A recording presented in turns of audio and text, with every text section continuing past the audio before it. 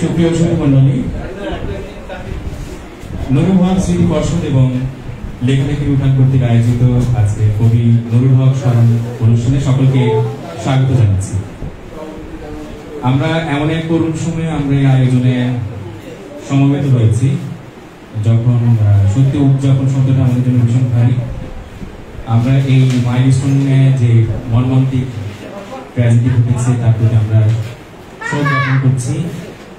সেই শোকটাকে সঙ্গী করবো আজকে আমাদের আয়োজনটিও খুব যে আনন্দরূপ আয়োজন নয়, খুব ভুলভাবের আয়োজন নয়।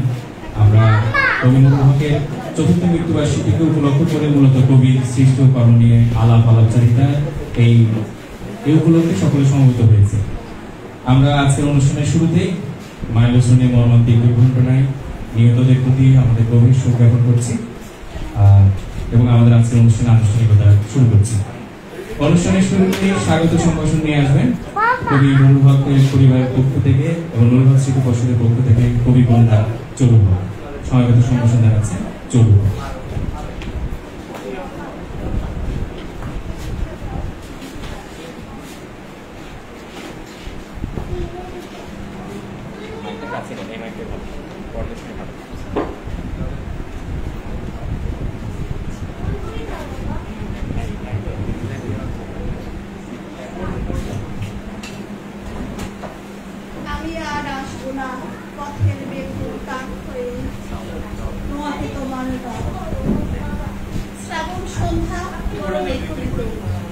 এইরকমই এক শ্রাবণ দিনে জগতের মায়া ছিন্ন করে চলে গিয়েছিলেন আমার বাবা কবি নুরুল হক। সে বছর চারেক আগে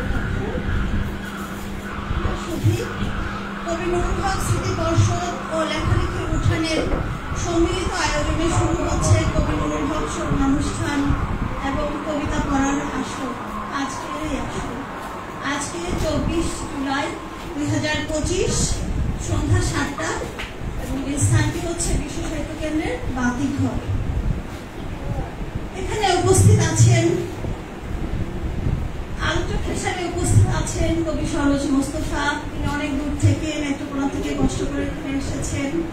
সাথে আছেন আলতাফ শাহনেওয়াজ, কবি ও সাংবাদিক, লেখালেখির উঠান সাহিত্য পরিবার, আমার শ্রদ্ধেয় দেশ বরেণ্য আমার প্রিয় মানুষগণ, সবাইকে আমি আমার পক্ষ থেকে স্বাগত জানাচ্ছি আজকের এই অনুষ্ঠান দেখার জন্য।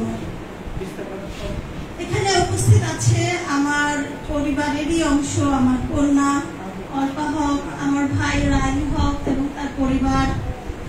উপস্থিত আছেন আমার অনেক সাংবাদিক ও কবি বন্ধুগণ, মিডিয়া পার্টনারগণ এবং আমার পরিবারের আরো অনেকেই।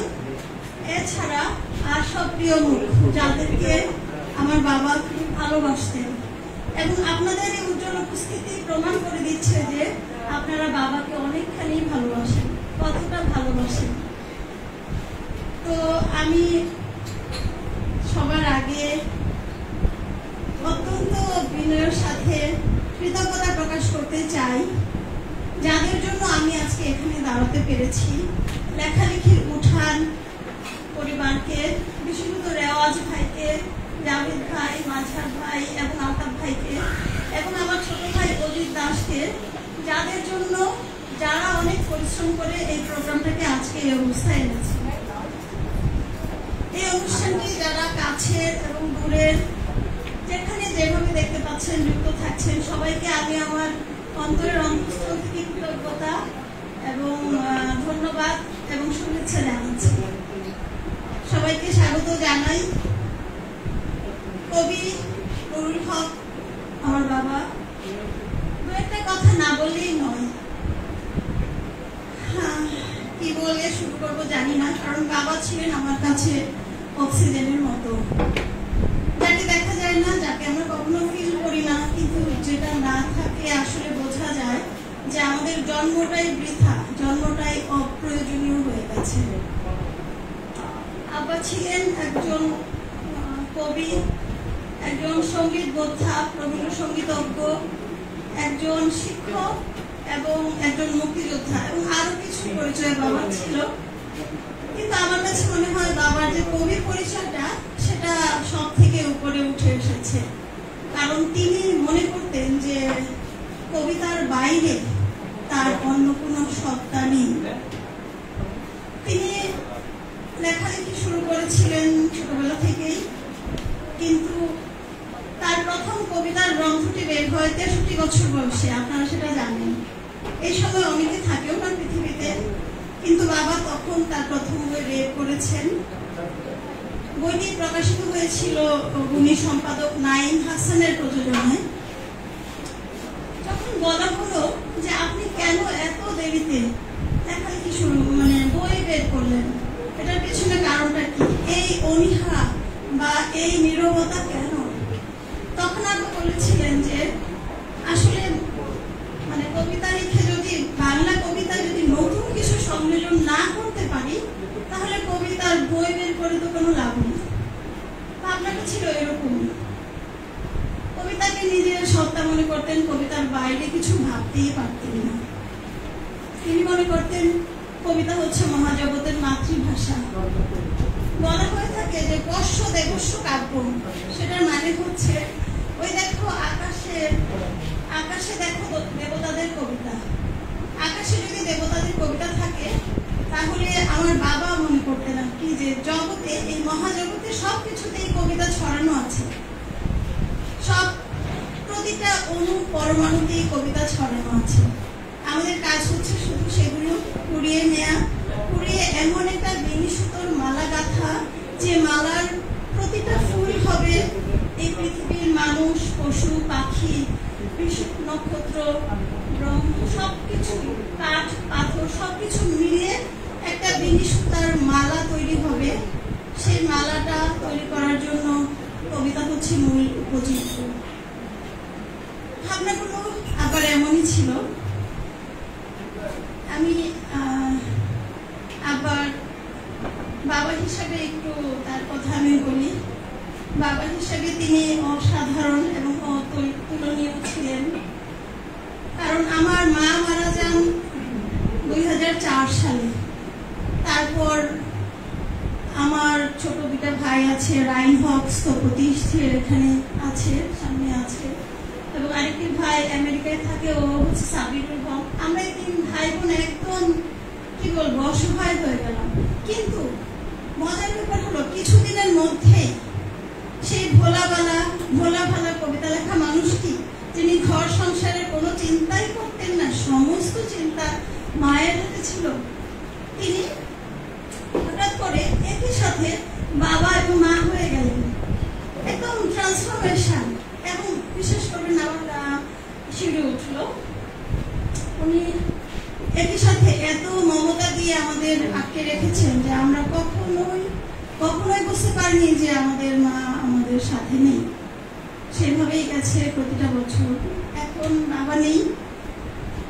বাবা নেই বলবো না, প্রত্যেকটা মুহূর্তে, প্রত্যেকটা নিঃশ্বাসে, প্রত্যেকটা চিন্তায়, শোণিত ধারায় তিনি আছেন, এটাই মনে করি। তিনি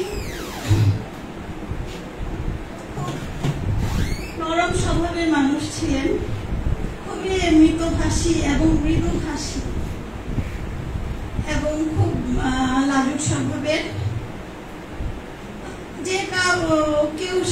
যে কোনো মানুষ তার সামনে আসলে আমার মনে হয় তাকে ভালোবেসে ফেলতেন। কারণ আব্বা ভিতর থেকে ভালোবাসার একটা আলো ছড়িয়ে দিতেন, ভালোবাসার একটা টান ছড়িয়ে দিতেন অন্যের প্রতি, তাই অন্যরাও তাকে ভালোবেসে ফেলতেন, কাছে টানতেন।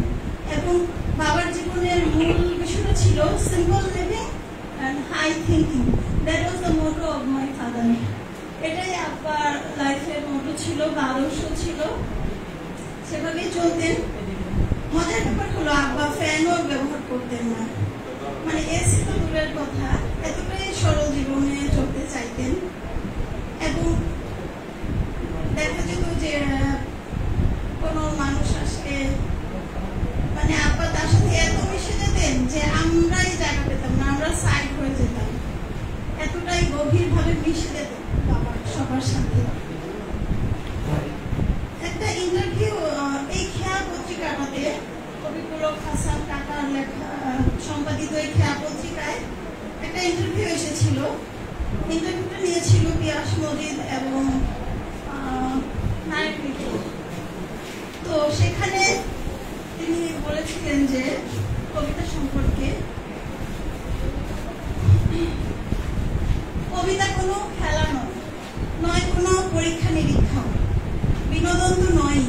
কবিতা হলো জীবন, জীবন নিয়ে তো আর মস্করা করা যায় না। চলে না কোনো খেলা খেলা। ওস্তাদ আলাউদ্দিন খাঁ তার এক শিষ্যকে বলেছিলেন, যখন বাদ্যযন্ত্রটা হাতে ধরবে এমন ভাবে ধরবে যেন সেটা তোমার গন্ধের যষ্টি। কিন্তু আমরা আসলে কি করি, কবিতা লেখার ক্ষেত্রেও তাই, আবার তাই ভাবতেন গন্ধের যষ্টি। কবিতা হচ্ছে তোমার কাছে এমন কিছু যেটা গন্ধের যষ্টি। কিন্তু আসলে আমাদের এখন কি হচ্ছে সমাজে, সেটা অনেকটাই একটু অন্যরকম। যে লাঠিয়ালের কবিতায় লাঠিয়ালের লাঠি খেলা আমরা দেখাতে পছন্দ করি, এবং খেলা শেষে লাঠি ফেলে মাঠ থেকে বেরিয়ে যাই। গন্ধের যষ্টির মতো আমরা সেটাকে ধরে রাখি না। যদি সেটাকে ওইভাবে ধরে রাখা যেত তাহলে মানুষের জীবনটাই হয়তো বা কবিতা হয়ে উঠত। যেমন অনেকেরই হয়েছে তোরকা, আমি কত বলবো, অনেকের জীবনই কবিতার মতো সুন্দর হয়ে উঠেছে। এই যে খ্যাত আবার মনের মধ্যে ছিল, সেই খ্যাত থেকেই মনে হয় আবার প্রথম কবিতার বই যখন 63 বছর বয়স হয়ে গেছে তখন লিখেছিলেন, সব আঘাত ছড়িয়ে পড়েছে রক্তদানায়। কি আঘাত ছিল সেটা?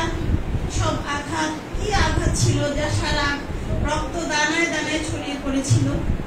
মনে হয় কোনো অভিমান, কোনো খেদ সেখানে ছিল, সেটা আমি বলতে পারবো না। তবে এই খেদ থেকেই যাবে, কেননা আমরা সেই ভূমিটা এখনো পাইনি যেখানে কবিতাই হয়ে উঠবে আমাদের জীবনের মূল সুর, মূল ক্রীড়া। তো এই ছিল আব্বার সম্পর্কে আমার মোটামুটি একটা খুব অল্প করে বলার কিছু বিষয়। আরেকটা বিষয় একটু বলতে চাই যদি সময় পাই, সেটা হচ্ছে আব্বা নিজস্ব একটি লেখালেখি, নিজস্ব একটি ভাষা তৈরি করতে চেয়েছিলেন। তিনি বলেছিলেন যে তার একটি কবিতার লাইনে আছে যে মারা যাওয়ার আগে, মৃত্যুর আগে আমি এমন কোনো একটা ভাষা তৈরি করে রেখে যেতে চাই যে ভাষার মাধ্যমে মৃত্যুর পরেও আমি পৃথিবীর মানুষের সাথে যোগাযোগ করতে পারবো। সে ভাষাটা কি শুধুই অক্ষর দিয়ে লেখা ভাষা, নাকি তার জীবন চরিত, নাকি তার দর্শন? সে ভাষাটা উনি নিজেই জানেন, কিন্তু তিনি চেষ্টা করেছিলেন একটা ভিন্নতর ভাষা, স্বকীয় ভাষা রচনা করে যেতে, যার মাধ্যমে তিনি মৃত্যুর পরেও আমাদের সাথে সবসময় যোগাযোগ রাখতে পারবেন। তিনি বলতেন যে কবিতা লিখতে হয় একদম নিজের ভেতর থেকে, ফিলিংসটা, ডাইরেক্ট ফিলিংস দিয়ে। আমরা অনেক সময় চিন্তা করে কবিতা লিখি, বানিয়ে বানিয়ে অনেক কিছু একটা বিষয় দেওয়া হয়, আপনি এই বিষয়ে একটা লিখে দেন, আমরা তখন ওই বিষয়টা নিয়ে একটা কবিতা তৈরি করি।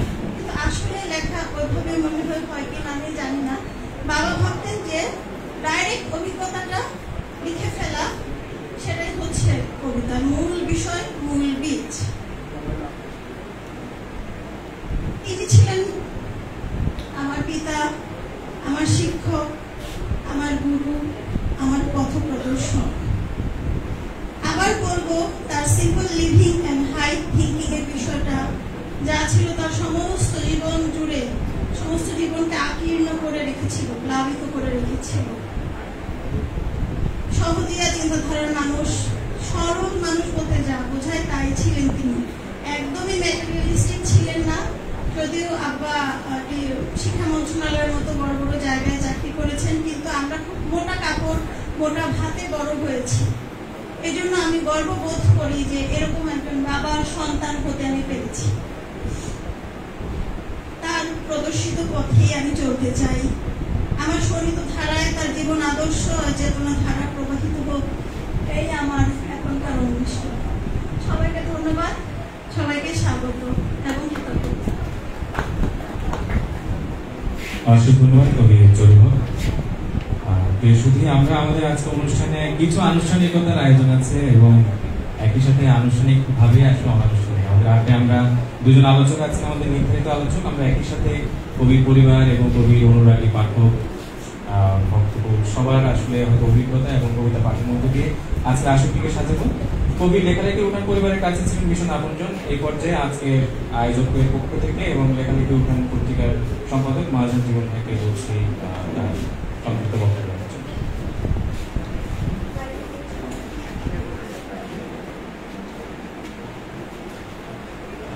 আজকের অনুষ্ঠানে যারা উপস্থিত হয়েছেন সবাইকে আমাদের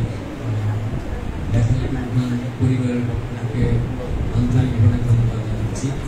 এবং আমি মনে করি যে নুরুল হকের প্রতি দরদ এবং ভালোবাসার কারণে আপনারা এখানে এসেছেন, এবং এখানে ওই দায়বদ্ধতার জায়গায় এগুলো আপনাদের আসার কারণ, সেইভাবেই আমরা জাস্ট আমরা আয়োজন এইটুকু বললাম।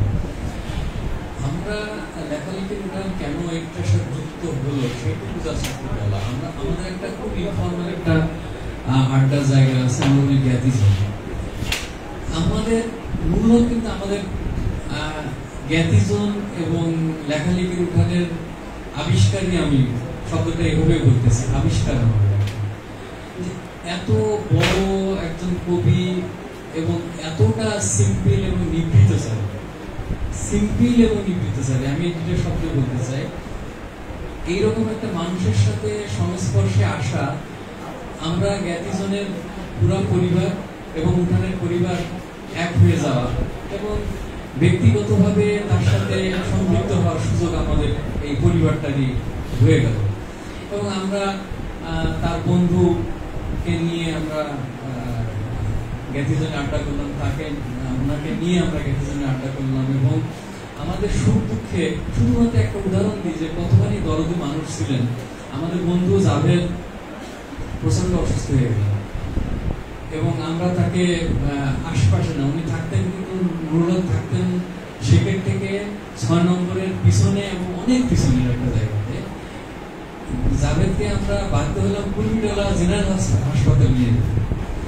তখন নুরুল নিজে অসুস্থ মানুষ। একদিন বিকালবেলায় দেখি যে এক বৃদ্ধ মানুষ খুঁজে বেড়াচ্ছে যে কোথায়, মানে তার রুগী খুঁজে বেড়াচ্ছে। আমরা অবাক হয়ে গেলাম যে এই তো আমাদের নুরুল হক, যিনি তার স্নেহে জাভেদকে দেখতে চলে এসেছেন। এইরকম মানুষ ছিলেন। আমি দরদের দিকটা আমি জানতে করলাম। এবং কবিতা সিম্পলিসিটি, এখানে নয়ন আসবেন, জাভেদরা বলবে, আপনারা জ্ঞানী মানুষ, সরোজদা বলবে, আর আমাদের উস্তাদ তো আছে, উনিও বলবেন কবিতার বিষয়বস্তুটা নিয়ে। শুধু আমি একটু বলতে পারি যে চরুজের কথাগুলো খুব ইম্পর্টেন্ট। আমি কেন আসলে কবিতা লিখি? আমি তো বাংলা সাহিত্য ঘাটা লোক, আমি জানি না এমন কোনো ইস্যু নাই, এবং উনি ইংরেজি খুব ভালো জানেন, টুকটাক ইংরেজি সাহিত্য পড়ছেন। তাহলে আমি কেন কবিতা লিখি? আমাদের সাথে এই আলোচনাটা সবচেয়ে বেশি হতেছে এমন একটা কিছু পড়া যেটা আসলে একটা অন্যভাবে একটা চেষ্টা করে দেখি না কিছু দাঁড়ায় কিনা। এই কিছু দাঁড়ায় কিনাই হচ্ছে আজকের আমাদের। এবং উনি এমন একটা কিছু দান করাইলেন যেটা আসলে যেহেতু প্রিন্টেড অধিকাংশ জিনিস, এবং অন্য যেগুলো প্রিন্টেড হয় নাই, সরোজদার মতন লোকরা আছেন, তারা ভবিষ্যতে প্রিন্ট করবেন হয়তো, ফলে এটা কিন্তু একটা সাক্ষী হিসাবে থাকবে আমাদের সামনে। আজকের সময়ে যখন মানুষ, তখন হয়তো আমরা নুরুল হককে, আমি মূল্যায়ন শব্দটা বলে খুবই অপছন্দ করি। মূল্যায়নের বিষয় না, নুরুল হক একজন বড় কবি এবং তার কবিতার যে স্বতন্ত্র বৈশিষ্ট্য ছিল, এইটুকু আমার মনে হয় যে দীর্ঘদিন থাকবে। এবং ভবিষ্যতে জীবনানন্দ দাস যেমন মৃত্যুর পরে জীবনানন্দ দাস হয়ে উঠলেন, সেই রকম ভাবে নুরুল হক আমাদের কাছে আসবে। তার সিম্পলিসিটি জায়গাটা আমার কিছু মনে হয়, যেমন ইংরেজি সাহিত্য থেকে আপনি যে ধরেন, আমরা ছোটখাটো আলোচনাতে যেটা দেখি যে অনেক কবি ইংরেজি সাহিত্য, যখন আমি হোয়াটসঅ্যাপ করি, তার ব্যবহৃত শব্দ, তার ব্যবহৃত সেন্টেন্স, দেখেন রাইট নিলাম, কোনো কিছু নষ্ট হচ্ছে না, কিন্তু এমন ভাবে লিখছেন, আরে পাগলা, এ তো গ্রামের রাখালও লিখতে পারে, এরকম হোয়াটসঅ্যাপ লাইক দ্যাট। এবং নুরুল হক তার কবিতা যদি আপনি খুব মাইনুটলি পড়েন, খুব কষ্ট হবে আপনাদের খুঁজে পেতে যুক্তাক্ষর সহ শব্দ, খুব কষ্ট হবে অপরিচিত শব্দ। এই যে সাধারণ মানুষের শব্দ দিয়ে নিজেকে কবিতার শরীর তৈরি করা, এটা আসলে আমার মনে হয় যে নুরুল হকের একটা বড় জায়গা। সরি, আমি আয়োজক হিসাবে অনেক বেশি কথা বলে ফেললাম। আমি শেষ করি শ্রদ্ধা জানিয়ে নুরুল হকের একটা কবিতা দিয়েই, আমাদের মাইলস্টোনের শিশুদেরকে স্মরণ করার জন্য আমার মনে হয় যে নুরুল হকের কবিতাটাই আমাদের জন্য আজকের জন্য বেশি প্রয়োজন। দেখেন কতটা প্রাসঙ্গিক নুরুল হক, সেই কারণে আমার এই কবিতাটা। কবিতাটার নাম ঢাকো। এটা বের হয়েছিল শাহবাগ থেকে মালোপাড়া বইয়ে। কবিতাটা পুরোটা পড়ছি না, প্রাসঙ্গিক অংশটুকু করেছে। এইসব দেখতে আমার ভাল লাগে না। দেখেন কথাটা, এইসব দেখতে আমার ভাল লাগে না। ফুকুমনি পুড়ে যাওয়া চোখ, কিশোরের হারানো কবজি, বা সেলফারের বর্ষিত অনন্ত ঘুম, অঙ্গার হয়ে যা গরুর শরীর দেখতে আমার ভাল লাগে না। ঢাকো আমার চোখ কালো কালো মেঘের পালক দিয়ে, কালো কালো মেঘের পালক দিয়ে। সবাইকে ধন্যবাদ। অশেষ ধন্যবাদ মাজহার ভাই। আমরা বলেছিলাম যে আমাদের একটুখানি আনুষ্ঠানিকতা আছে। আমাদের আলাপের সূত্রধর হিসেবে আমরা দুইজন আলোচকের নাম দিয়েছি। আমাদের প্রচার কার্যে একজন কবি সরোজ মুস্তাফা এবং আরেকজন কবি আলতাফ শাহ আহমেদ। আপনারা লক্ষ্য করবেন কবি নুরুল হককে আবিষ্কার করেছেন মূলত আমাদের নতুন প্রজন্মের কবিরা। সেই জায়গা থেকে আমরা আমাদের আলোচকদের মধ্যে থেকে সেই অংশটুকু একটা উত্তর রাখতে চেয়েছি। এই পর্যায়ে সে আনুষ্ঠানিকতার একটু অংশ হিসেবে আমি আজকের আলোচকের একজন কবি সরোজ মুস্তাফাকে মঞ্চে আসন গ্রহণ করার জন্য অনুরোধ করছি। একই সাথে আমাদের সেই অর্থে প্রথাগত কোনো সভাপতি নেই, তারপরেও কবি নুরুল হককে নিয়ে সম্ভবত সবচাইতে ভাউস কাজটি, গুরুত্বপূর্ণ কাজটি, সমালোচনামূলক কাজটি করেছেন এখানে কবি ও সম্পাদক পুলক হাসান। খেয়া পত্রিকার একটি ভাউস সংখ্যা আপনারা এখানে দেখতে পাচ্ছেন, অনেকের কাছে পৌঁছেছে।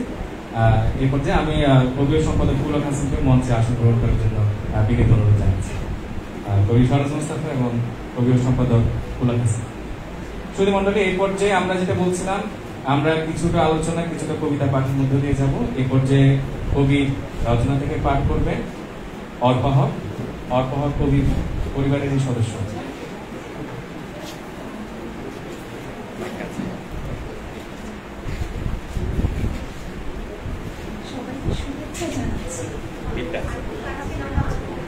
সবাইকে শুভেচ্ছা জানাচ্ছি। পাঠ করছি আমার নানা কবি নুরুল হকের একটি কবিতা, ঈশ্বর না মানুষ। হাত বাড়িয়েছিলাম একটি পঙ্গু ভিক্ষু। আমি তাকে ফিরিয়ে দিলাম সহজে, যেন কিছুই ঘটেনি, কিছুই হয়নি। যদি সমাজটা বদলানো না যায়, তবে ভিক্ষা দিলে এখানে শুধু একজন ভিক্ষুকই পায়। সমস্যাটার কিছুই হয় না, এ কথা বলেছিলেন নাট্যকার জর্জ ফার্নান্ডস। আমিও তার কথা মনে করি, বেচারাকে ফিরিয়ে দিলাম নির্দ্বিধায়। কি হবে এইভাবে ভেবে অথবা না ভেবে? ঈশ্বরের একটা বিফল চিত্র তো এই পথ দিয়েই চলে গেল। এর জবাব কে দেবে, ঈশ্বর না মানুষ? ধন্যবাদ।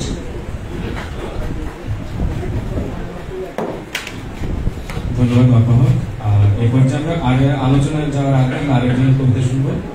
কবিতা পাঠ করবেন কবি সাইদুল হোসেন।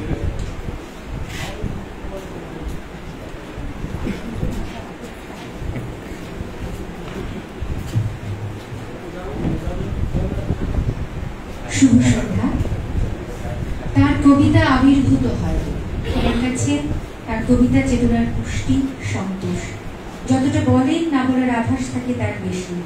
সংবেদনশীল পাঠক মাত্রই তা বুঝে নেয়। পড়ছি কবি নুরুল হকের কবিতা।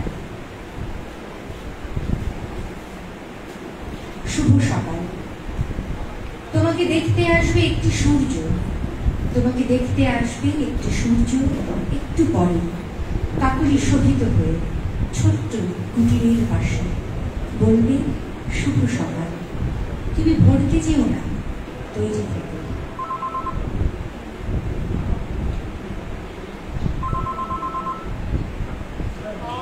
পড়ছি যুদ্ধ সেক্টর 11 সন্ধ্যা। পশ্চিম মেঘান্ত ঢালে ছায়া অবনত রোদের কঙ্কাল, তার দিকে মুখোমুখি হয়ে হেসে ওঠে লৌহ বাহুকাল। অতর্কিতে অস্ত্র নেয় হাতে পুরাতন স্মৃতির আঙ্গুশ। যারা ছিল ফলবান কাছে, আজ তারা দূরের মানুষ। অনিশ্চিত আতুর গধূলি রং ঢালে উঁচু অবেলা, অন্তরঙ্গ পদক্ষেপ রবি এ দুয়ারে ভিড় দিলাম। অচেতন নৈশব্দের মাঝে সুদূরে একাগ্র করে কান, কেবল শুনতে হবে আজ গৃহহীন বাতাসের গান।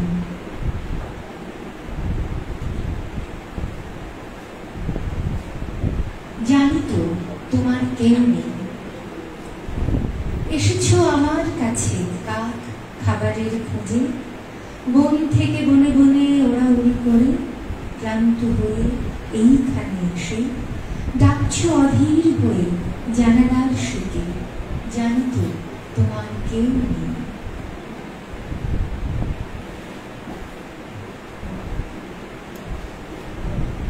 দগ্ধ মানুষ, দগ্ধ মানুষ কিছুতেই বের হতে পারছে না কাঁটাতারের ঘের দেওয়া এই জীবন থেকে, চৈত্রের চিতা থেকে। ভালো তাকে পোড়ায়, মন্দ তাকে পোড়ায়, সবচাইতে বেশি পোড়ায় আগুন নেভাতে সে যার কাছেই যায় সেই। কালে ভদ্রে যদি কোনো ভস্মস্তূপের সঙ্গে তোমার দেখা হয়, তাহলে জিজ্ঞেস করো, তুমি কি জ্বলেছিলে ওইখানে ভস্মস্তূপে? মানুষ রূপে জ্বলেছিলে, ছটফট করেছিলে শিখায় শিখায়, কত বৎসর, কত শতাব্দী। পড়ছি কারণ কথা। এই হাতে আমার সর্বনাশ, এই হাতে আমি ছুঁয়ে ফেলেছি মাটি। এই চোখ আমার অভিশাপ, এই চোখে আমি দেখে ফেলেছি মানুষ। এই হৃদয় আমার মৃত্যুদণ্ড, এই হৃদয় দিয়ে আমি বেঁধে ফেলেছি সারা জগৎ। পড়ছি শেষ কবিতাটি। তোমার হাত। অস্তিত্ব উগুর হয়ে থাকে মাঝে মাঝে, কোনো আলোই এসে আর পৌঁছায় না। তবু না বেঁচে থেকে আর কি করার আছে? আমার হাত যেখানে থেমে গেছে, তোমার হাত সেখানে বাড়িয়ে দাও। ধন্যবাদ সবাইকে। অসংখ্য ধন্যবাদ সুমন্ডলী। এবার আমাদের সেই আনুষ্ঠানিক পরবর্তী প্রথম পর্ব আলোচনা নিয়ে আসছি কবি সরোজ মুস্তাফা।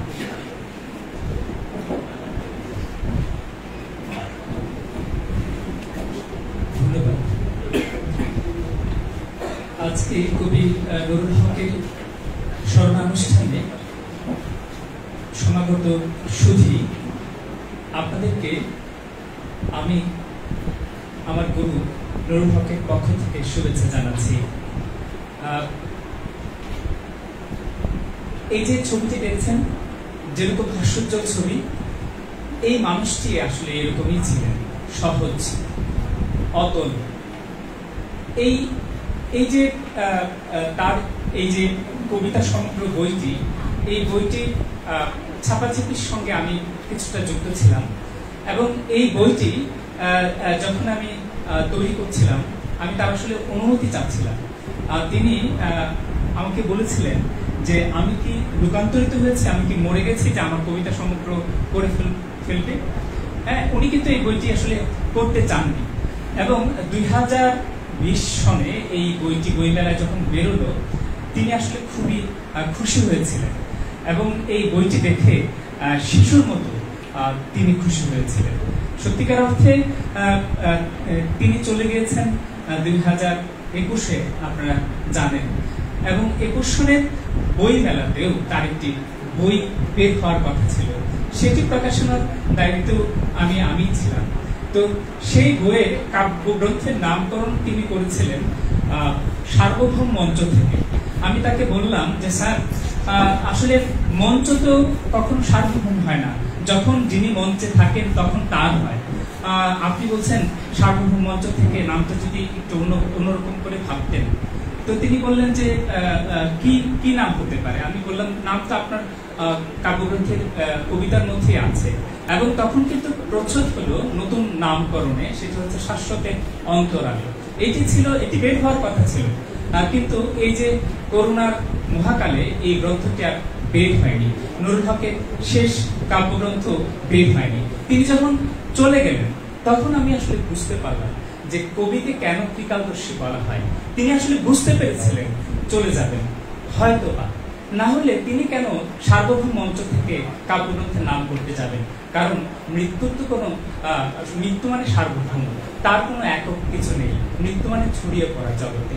তো আপনারা নুরুল হকের কবিতা যারা পড়েছেন তারা নুরুল হককে অনুভব করতে পারেন আসলে নুরুল হক কেমন। নুরুল হক তার বাড়ির পরিচিতি দিতেন এরকম ভাবে যে উত্তরে মহুয়া, পূর্বে দেওয়ানা মদিনা, দক্ষিণে মলুয়া এবং পশ্চিমে চন্দ্রাবতী, এই হচ্ছে তার বাড়ির সীমানা।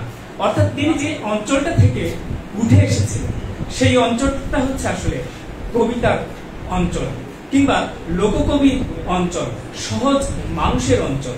এবং তিনি যে পরিবারটিতে জন্মগ্রহণ করেছিলেন, তার বাবা নিজে মসজিদের ইমাম ছিলেন। আসলে ইমাম তো বটেই, তারা কয়েক পুরুষ মসজিদের ইমাম ছিলেন। ইমাম এবং সুফি জ্ঞানের চর্চার সঙ্গে যুক্ত ছিলেন। তাদের বাড়িতে পুঁথি পাঠ হতো এবং তাদের বাড়ির মধ্যে ওই যে মানে পুঁথি পাঠের আয়োজন হতো। এখানে একজন মহৎ মানুষ আছেন, আমাদের বড় ভাই, তার যে পিতা কবি খান মোহাম্মদ আব্দুল হাকিম। আমি এই কথাটা বলছি যে খান মোহাম্মদ আব্দুল হাকিমের সাহচর্যে নুরুল হকের কাব্যজীবন উদ্ভাসিত হয়েছে। আমি আরো স্পষ্ট করে বলতে চাই, আজকে যিনি অসুস্থ অবস্থায় আছেন অধ্যাপক যতীন সরকারের স্নেহ ছায়ায় কিংবা আদর্শিক শিক্ষায় তিনি আসলে উদ্ভাসিত হয়েছেন।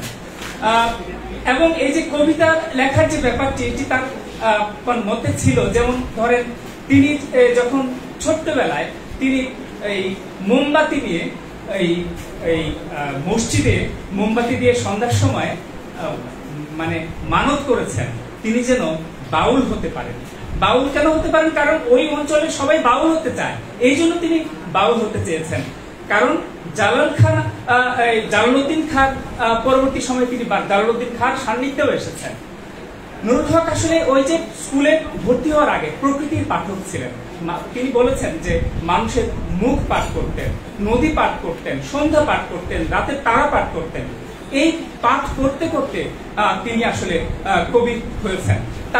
তার কবিতার মূল শক্তি যদি আপনারা খুঁজতে চান, তাহলে তার কবিতার মূল শক্তি সৌন্দর্য হচ্ছে সহজতা। তিনি এত সহজ করে কবিতা বলেন যে মিস্ট্রিক ধারার এই কবিতা চর্যাপদেও ছিল। চর্যাপদ বৈষ্ণব কবিতা থেকে শুরু করে আমাদের বাংলা কবিতার ধারায় এই মিস্ট্রিক ধারায় ছিল। কিন্তু নুরুল হক সেই মিস্ট্রিক ধারায় একটা আধুনিক মরমী রূপায়ণ তিনি করেছেন এবং যেটি তার প্রত্যেকটি কবিতার মধ্যে সেই আলো, সেই দীপ্তিটা আছে। মানে আমরা যে শব্দটা বলি না যে আলংকারিকতা, শব্দের বাহুল্যতা, এইটি একেবারেই তার কবিতার মধ্যে নেই। এই যে আমাদের দেশের পরিস্থিতি নিয়ে তিনি একটি তার মানে ওই যে সব আঘাত ছড়িয়ে পড়ছে রক্তদানায় নামক কাব্যগ্রন্থটি, যে কাব্যগ্রন্থটি 2007-এ বেরিয়েছে, যখন তার বয়স 63 বছর, সেই 63 বছর বয়সে যে কাব্যগ্রন্থটিতে তিনি বের হয়েছেন। আমি আজকে অন্তত 3 জন মানুষের কথা নাম উচ্চারণ করতে চাই, যে 3 জন মানুষ যদি এই ভূমিকা না পালন করতেন। বিশেষ করে নিরন্তরের লেখক ছিলেন তিনি, নিরন্তর পত্রিকার লেখক ছিলেন এবং সেই ক্ষেত্রে মানে সম্পাদক নাঈম হাসানের একটি খুবই গুরুত্বপূর্ণ ভূমিকা আছে। আরেকটি হচ্ছে খেয়ে আলো প্রতিশ্বর পত্রিকার সম্পাদক এখানে বসে আছেন কবি পুলক হাসান। এবং পুলক হাসান মানে তার এই লেখার লেখির জায়গাটা পুলক হাসানের এই প্রতিশ্বর এবং খেয়া পত্রিকাতে ছিল, নিরন্তরে ছিল এবং এই খেয়া পত্রিকাতে ছিল। আমার মনে হয় নুরুল হককে আরেকজন লোক আবিষ্কার করছেন, সেটি হচ্ছে কবি সরকার আমিন। এবং সরকার আমিন এবং এই যে দেখেন এই বইটিও এই 3 জন মানুষের নাম লেখা আছে এবং এই তিনজন মানুষ মানে 3 জন মানুষকে তিনি এই বইটা উৎসর্গ করেছেন। আমি তার কয়েকটা কবিতা পড়ে একটু কথা বলতে চাই। আত্মজীবন, রবীন্দ্রনাথ বলেছেন যে কবিকে পাবে না তার জীবন চরিত্রে। নিশ্চয়ই জীবন চরিত্রের মধ্যে কবিতা নেই, কিন্তু কবিতা এবং নুরুল হক একাকার হয়ে আছেন তার এই কাব্য, তার এই বর্ণমালায়। আত্মজীবনী নামক কবিতা তিনি বলছেন, যে বিষয়ে আমি জানি না সে বিষয়ে আমি কাটিয়ে দিয়েছি জীবন, উল্টে রেখেছি খেলাধুলার পাতা, কত কাঁটা ভরা দিন আমাকে জাবড়ে ধরেছে, আর পিছলে গিয়েছি মানুষ থেকে মানুষে, এই তো আমার জীবন। এই যে আমি বলছি নিরলঙ্কার, এই যে সহজতা, এবং এই যে বলছেন তিনি, এই তো আমার জীবন। এবং তার কবিতার আরেকটি ব্যাপার হচ্ছে বিন্যাস। তিনি একটা স্ট্রাকচার তৈরি করতেন, এইটি হচ্ছে তার কবিতার একটি বৈশিষ্ট্য। যেমন আমি যখন এই বইটি নিয়ে কম্পোজের কাজ করছিলাম, তখন কিন্তু তিনি এই যে অক্ষরগুলো এদিক সেদিক হলে এইটিও তিনি কোনোভাবেই মানতে পারতেন না। যেমন ছোট্ট একটি কবিতা, ঝড়ে ভেঙে পড়া রাস্তায় একটি ডাল পড়ে আছে, সেই ডালটি নিয়ে তিনি কবিতা লিখছেন। যুদ্ধক্ষেত্রে মৃত সৈনিকের মতো পড়ে আছে একটি ডাল, উগুর হয়ে মনে হচ্ছে ফুসফুস এখনো নড়ছে। এই যে দেখেন, মানে কি ছবিটা তিনি আঁকলেন, একটা ডাল, একটা ডালের ফুসফুস, সেটা নড়ছে, সেটা কবি টের পাচ্ছেন। নিতান্ত সাধারণ বিষয়কে তিনি কবিতা, তার মধ্যে কবিতা আবির্ভূত হতো। তিনি কবিতা করতেন না, অনেকে কবিতা বানান বা বানানোর চেষ্টা করেন, কিন্তু নুরুল হকের জন্য এই কথাটি সবচেয়ে প্রযোজ্য। নুরুল হকের মানে অন্তর্গত কিংবা কল্পনার জগৎ থেকে মানে কবিতা নির্গত হতো কিংবা কবিতা আবির্ভূত হতো। তিনি তার কবিতা নিয়ে যে কথাটি বলছেন, সময় পুড়িয়ে ভস্য নিয়ে খেলা করি মাঝে মাঝে, লোকজন একেই কবিতা বলে যান।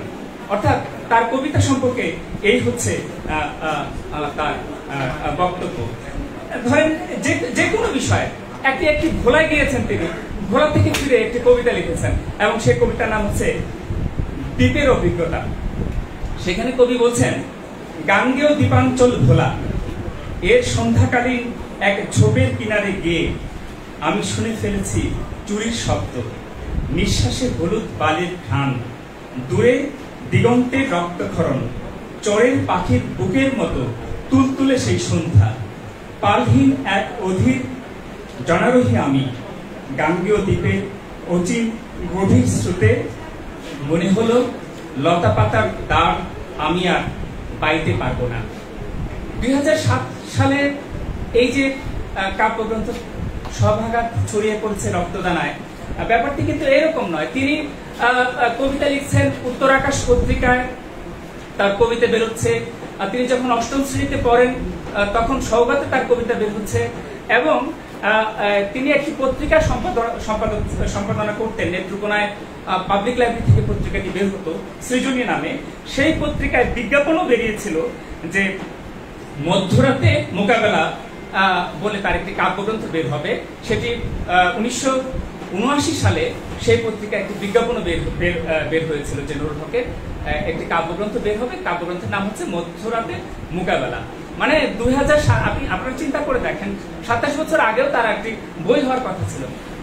আমার কথা হচ্ছে যে তিনি এমন জীবনযাপন করতেন, এমন ভাবে কবিতাকে ধারণ করতেন, সেটা কবিতার বই বের হলেই কি, আপনি আমি তাকে কবিতা বললেই কি তার রক্তকণার মধ্যে বাহিত ছিল আসলে কবিতা। নুরুল হক মানে কবিতার বাইরে তার মানে জীবন ছিল না, অর্থাৎ কবিতাই ছিল আসলে তার জীবন। তিনি বলতেন কবিতা হচ্ছে মানে মহাজগতের মাতৃভাষা, এবং এটা তিনি বিশ্বাস করতেন, এটা তিনি ধারণ করতেন। আমি এই যে শেষে তার একটি এই যে আভাজনের এপিটাফ, তার কবরস্থানে আমরা ওই 24 জুলাই করোনা চলে যাওয়ার পরে 24 জুলাই তাকে যখন কবরে রেখে এলাম, তারপরে তার সুযোগ্য কন্যা কবি নুরুল হক একটি এপিটাফও করেছেন। সেই এপিটাফটি আবার তার কবিতা নিয়েই, এবং এটি তিনি লিখে গিয়েছিলেন। আশ্চর্য ব্যাপার, আভাজনের এপিটাফ। সূর্যের দুয়ারে যদি হাত পেতে থাকি কোনোদিন, যদি বাধা পড়ে থাকি মুহূর্তেও কারো প্রাণী এই পৃথিবীর, তবে দাঁড়িয়েও এখানে। আমাদের আমরা যারা বাংলা কবিতার পাঠক কিংবা বাংলা কবিতার আগামী দিনের কবি, যারা আমরা কবিতার সহচর কিংবা আগামী দিনের তরুণ কবিকে আমার মনে হয় দাঁড়াতে হবে। নুরুল হক এমন একটা দীপ্তি বাংলা কবিতায় রেখে গেছেন, যে দীপ্তি প্রজ্বলিত হবে, দিন দিন উজ্জ্বল হবে, ম্লান হবে না কখনো। ধন্যবাদ।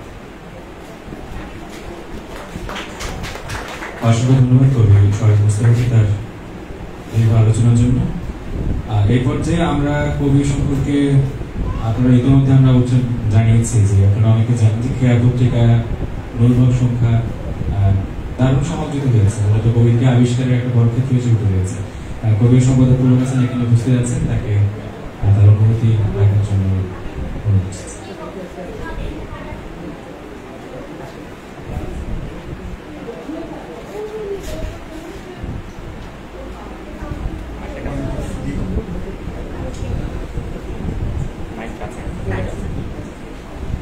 নুরুল হক ভাইয়ের সাথে আমার সম্পর্কটা জুড়ে দিয়েছিলেন তার ছেলেবেলার বন্ধু কবি শান্তিময় বিশ্বাস।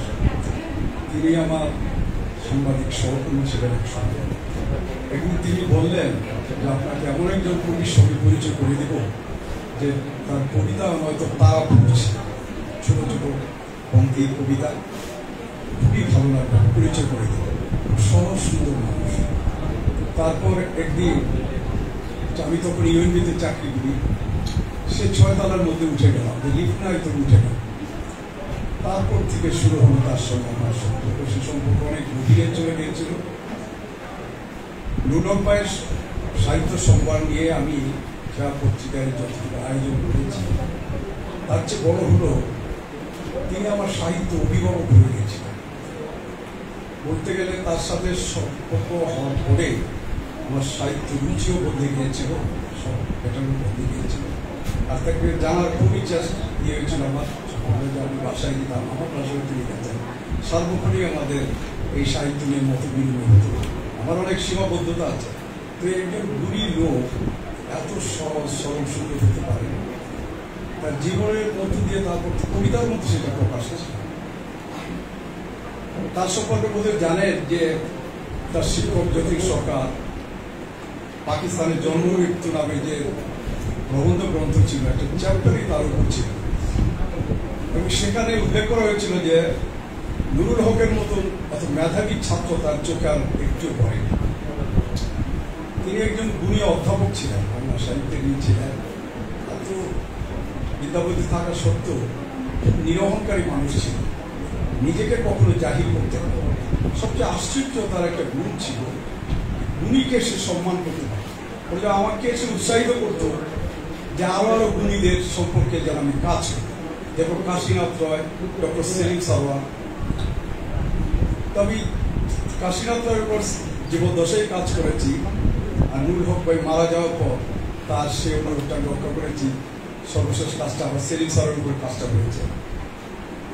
তো এই হলো যে তার সম্পর্কে। আর তার কবিতার ব্যাপার আপনি জানেন, যেরকম নিরাবরণ, এখানে হিমেনেস বলছেন যে নগ্ন কবিতা, নিরাবরণ কবিতা যেটা খুব সহজভাবে প্রকাশ, সেখানে কিন্তু ভাববহুল এবং অর্থপূর্ণ তার কবিতার মধ্যে। আরেকটা প্রশ্ন যে জ্যোতিষ সরকার কেন তাকে এই এরকম মেধাবী ছাত্র, জীবন সম্পর্কে তার ছিল ভীষণ কৌতূহল। তিনি তাকে প্রশ্ন মানে জর্জরিত করেন, একটার পর একটা প্রশ্ন করেন, জীবন সম্পর্কে তার গভীর কৌতূহল ছিল। ক্ষুদ্র জিনিসের মধ্যে তিনি বিশালত্ব খুঁজতেন এবং অস্তিত্ব অনুভব করতেন। ডাব একটা সাধারণ খাদ্য বস্তু, যেটা সেটা তৃষ্ণা নিবারণের পর যেটা ছুঁড়ে ফেলে দেওয়া, সেখানেও সে অস্তিত্ব অনুভব করছে। ডাব কবিতা লিখছে, ডাব সাধারণ জিনিস লিখছে, একটা কাকের বাচ্চা পড়ে আছে, তার যে দীর্ণ দশা নিয়েও সে অস্তিত্ব অনুভব করছে। মূলত তিনি অস্তিত্ববাদী ছিলেন, এবং তাকে স্মরণ করতে গিয়ে আমার আরেকটা জিনিস মনে পড়ছে, এই সময়ে তিনি যদি জীবিত থাকতেন সবচেয়ে ব্যথিত হতেন যে তার সবচেয়ে পৃথিবীটা উল্টো যাত্রা করছে, এখন যে পরিস্থিতি, যে বাস্তবতা বিরাজ করছে, তিনি খুব কষ্ট পেতেন। কারণ তিনি ছিলেন সম্মুখ সারির একজন যোদ্ধা, ফ্রন্ট লাইনের মুক্তিযোদ্ধা ছিলেন। তিনি এই সমাজটাকে বদলাবার স্বপ্ন দেখতেন। তিনি নিত্য নতুন জিনিস ভাবতেন, সমকালের যে কোনো জিনিস তাকে ছুঁয়ে যেত, যে কারণে ওই সময়ে সে শাহবাগকে মানবপাড়া দুটো জায়গার সেই সংখ্যালঘু নির্যাতনের উপর সেই কাব্যগ্রন্থটা লিখে গেছে। আজকের পরিস্থিতির জীবিত থাকলে আরো কিছু আমাদের উপহার দিতেন, যারা এখন সময়টা এমন একটা অবস্থা চলে গেছে, কেউ মুখ খুলছে না, তিনি হয়তো মুখ খুলছেন। আমি আর বিশেষ কিছু বলবো না। আমি মনে করি যে তার বড় অর্জন হলো একজন অগ্রজ কবি, বড় অর্জন হলো উত্তরসূরি বা উত্তর প্রজন্মের আস্থা অর্জন করা, তাদের দৃষ্টি আকর্ষণ করা। সে অর্থে নুরুল হক অত্যন্ত সফল। আজকে নতুন প্রজন্মের উদ্যোগে তার এই স্মরণ সভা অনুষ্ঠান হয়েছে। আমি এই অনুষ্ঠানের অংশ নিতে পেরে গৌরব করছি। সবাইকে শুভেচ্ছা।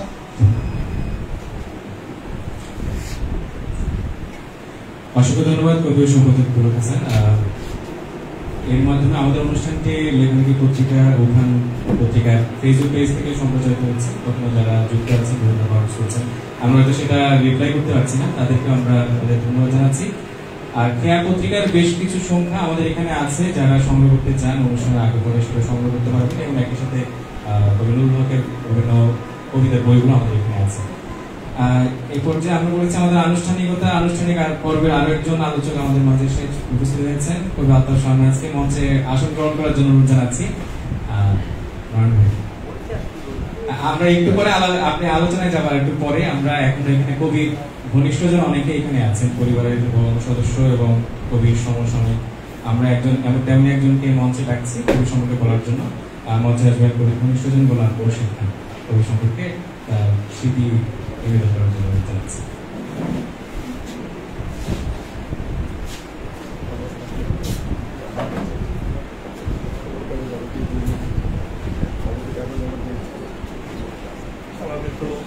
মন্ডলী, এই অনুষ্ঠানে কিছু বলার যোগ্যতা আমার নাই, তবু যখন কবি কন্যা চরু আমাকে অনুরোধ করলো যে কাকা আমার বাবার স্মরণে অনুষ্ঠান, আপনি আসেন, তো আমি আসলাম। আমি সাহিত্যিক নই, আমি চিকিৎসক, কিন্তু আমি আপনাদের অনেকের চাইতেও দীর্ঘদিন ধরে কবি নুরুল হককে চিনি। কতদিন ধরে চিনি বললে অনেকেই বিশ্বাস করবেন না, অন্তত ৬৭-৬৮ বছর যাবৎ আমি নুরুল হককে চিনি। কারণটা হলো উনি আমার গ্রামের যে স্কুল সেখানে এসে ভর্তি হয়েছিলেন ১৯৫৮ সালে। আমার বয়স তখন ৪ বা ৫ বছর। তখন থেকেই দেখি আমার আব্বা খান মোহাম্মদ আব্দুল হাকিম, এই নামেই তিনি আধুনিক কবিতা লিখতেন। তার কাছে নিয়ে আসলেন অধ্যাপক যতীন সরকার। যতীন সরকার তখন ওই স্কুলে বিএ পাশ করার পর টিচার হিসাবে কাজ করছেন। তিনি নুরুল হক নামে ক্লাস 6-এর একটি ছেলেকে নিয়ে এসে বললেন যে হাকিম ভাই, এই ছেলেটির শব্দের প্রতি মোহ আছে। এইভাবে আমার আব্বার সাথে পরিচয় করিয়ে দিল। এবং তারপর দেখলাম আমার আব্বা সারা জীবন গ্রামে রয়েছেন, প্রায় ৩০ বছর উনি চেয়ারম্যান হিসাবে কাজ করেছেন, কিন্তু উনি আধুনিক কবিতা লিখতেন। এবং সেইখানে দেখতাম তারা ঘন্টার পর ঘন্টা, অধ্যাপক যতীন সরকার এবং ক্লাস 6-7-এর ছাত্র একজন নুরুল হক এবং আমার আব্বা ঘন্টার পর ঘন্টা কবিতা নিয়ে আলোচনা করতেন। এবং বেশিরভাগ ক্ষেত্রে কি ৩০-এর কবিদের সম্পর্কে, বুদ্ধদেব বসু, জীবনানন্দ দাশ, সুধীন্দ্রনাথ দত্ত, বিষ্ণুদেব, এদের থেকেই শুরু হতো তাদের, মানে যতটুকু আমরা তখন শুনতাম, তখন ছোট, আমি বুঝিও না। এবং সেই থেকে এমনকি আধুনিক যুগের মার্কিন বীজ কবি সেই পর্যন্ত তারা আলোচনা করতেন। আজকালকার দিনে এটা চিন্তা করা যায় যে গ্রামে বসে এইভাবে তারা কবিতা চর্চা করতেন। এবং যতীন সরকার এরপর যখন রাজশাহী বিশ্ববিদ্যালয়ে ভর্তি হলেন MA পড়তে, তখন উনি নানা রকম বইপত্র নিয়ে আসতেন, সমসাময়িক বইপত্র নিয়ে আসতেন, এবং সেগুলি নিয়ে তারা ঘন্টার পর ঘন্টা আলোচনা করতেন। এগুলি আমি খুব ছোট থেকে দেখেছি। তো নুরুল হক ভাইয়ের কবি প্রতিভা আছে সেটা আমরা বুঝতে পারলাম। উনি যখন ক্লাস 8-এ পড়েন তখন নেত্রকোনা থেকে প্রকাশিত হতো একটা পত্রিকা, উত্তর আকাশ। এটা নেত্রকোনা জেলা পরিষদের, তখন মহকুমা ছিল, মহকুমা পরিষদ থেকে প্রকাশিত হতো। সেখানে উনি একটা কবিতা লেখেন, ছাপা হয়। আমার আব্বা ভূয়সী প্রশংসা করেন এই কবিতাটা। তার 2-একটা লাইন আমার মনে আছে। সময়ের ফাটলে ভাঙায় বাপ দাদা ফুরে উঠেছিল শেওলা ব্যাঙের ছাতা, আবার মিশে গেছে কালের দেয়ালে। এরকম একটা বেশ লম্বা কবিতা, 3-4 পৃষ্ঠার। তো এটা পরে আব্বা খুবই মোহিত হন এবং তাকে উৎসাহ দিতে থাকেন লেখার জন্য। এরপর উত্তর আকাশ এবং অন্যান্য পত্রিকায় নুরুল হক ভাইয়ের লেখা ছাপা হয়। উনি 1963 সালে যে স্কুল থেকে উনি ম্যাট্রিক বা SSC পাস করেন, সেই স্কুলে আমি ক্লাস 6-এ ভর্তি হই ওই বছর। এরপর ওনার সাথে আমার দেখা কম হয়েছে। আমি কিশোরগঞ্জে পড়াশোনা করেছি, কিন্তু উনি নেত্রকোনা কলেজে অধ্যাপক ছিলেন। আমি এরপর ময়মনসিংহ মেডিকেলে ভর্তি হই। আমি যাওয়া আসার পথে সময় পেলেই তার এখানে, তার বাসা আমার পরিচিত ছিল, পদ্মা নদীর ধারে একটা ছোট্ট সুন্দর একটা বাড়ি, সেখানে যেতাম এবং সেখানে সময় থাকলে ওনার সাথে বিভিন্ন বিষয় নিয়ে, বিশেষ করে সাহিত্য নিয়ে আলোচনা হতো। তো যাই হোক, এরপরে আমিও কর্মজীবনে দেশের বাইরে আমাকে বেশ অনেকটা সময় থাকতে হয়। এরপরে ঢাকাতেও দেখা হয় ওনার সাথে। উনি তখন একটু বয়স হয়ে গেছে, একটু ভারী কি হয়েছেন, কিন্তু কথা বলতে গেলেই দেখতাম শিশুর মতো উচ্ছল হয়ে যেতেন।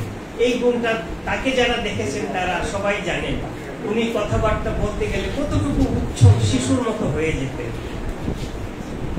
এরপর আসে, আমি খুব দেরি না করে ছোট শেষ করি, ওনার শেষের দিনগুলি। হঠাৎ করেই শুনলাম উনি করোনায় আক্রান্ত। তখন সবারই এমন একটা অবস্থা যে করোনায় আক্রান্ত হয়েছে, তাকে দেখা, তার কাছে বসা, দুটা কথা শোনা, সেইটাতে সবাই আমরা ভয় পেতাম। যার ফলে আমার নিজের কাছে অপরাধী মনে হয় যে আমি তার সাথে দেখা করতে যেতে পারি নাই। 21 সনে, 2021 সনে তিনি আমাদের সবাইকে শোক সাগরে ভাসিয়ে চলে যান। তো আজকে আপনারা কবি নুরুল হকের সম্মানে জড়ো হয়েছেন, তাদের সবাইকে আমি ধন্যবাদ জানাচ্ছি। আমি তার ছোট ভাইয়ের মতো এবং পরিবারের একজন হিসাবে আমি মনে করি নুরুল হক পরিবারের। তার পক্ষ থেকে সবাইকে ধন্যবাদ জানিয়ে শেষ করছি। ধন্যবাদ। অসংখ্য ধন্যবাদ। এতক্ষণ স্মৃতিটা নিবেদন করলেন কবি ঘনিষ্ঠজন গোলাপ মুশাররফ। এই পর্যায়ে আরেকজনকে স্মৃতিচারণের জন্য ডাকছি, আমাদের তরুণ বন্ধু অজিত দাস। অজিত দাসের আলোচনার আগে একটি বিশেষ কথা বলবো। নুরুল হককে আমরা তরুণরা যত বেশি আবিষ্কার করছি, অজিত দারুণ একটি কাজ করেছেন যে নুরুল হকের সম্ভবত একাধিক কবিতা হিন্দিতে অনুবাদ করেছেন। তো তার কাছে আমার বিশেষ অনুরোধ সেই অনুবাদটুকু সম্ভব তার স্মৃতি নিবেদন করার জন্য। অজিত দাস।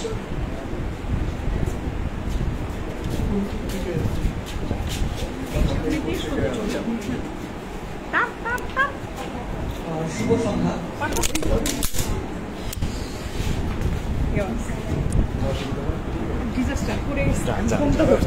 ঠিক আছে, আপনি যান। হ্যাঁ, কন্টিনিউ।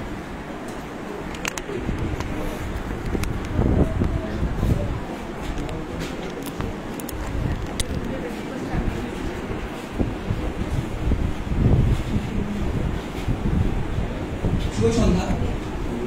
আসলে কবি নুরুল হক ভাইয়ের সঙ্গে আমার দীর্ঘ 10 থেকে 11 বছরের একটা যোগাযোগ, ঘনিষ্ঠই বলা যায়। কারণ এই 10-11 বছরে আসলে তার সংস্পর্শে থাকার পাশাপাশি তার পরিবারেরও একটা সান্নিধ্য আমি পেয়েছি।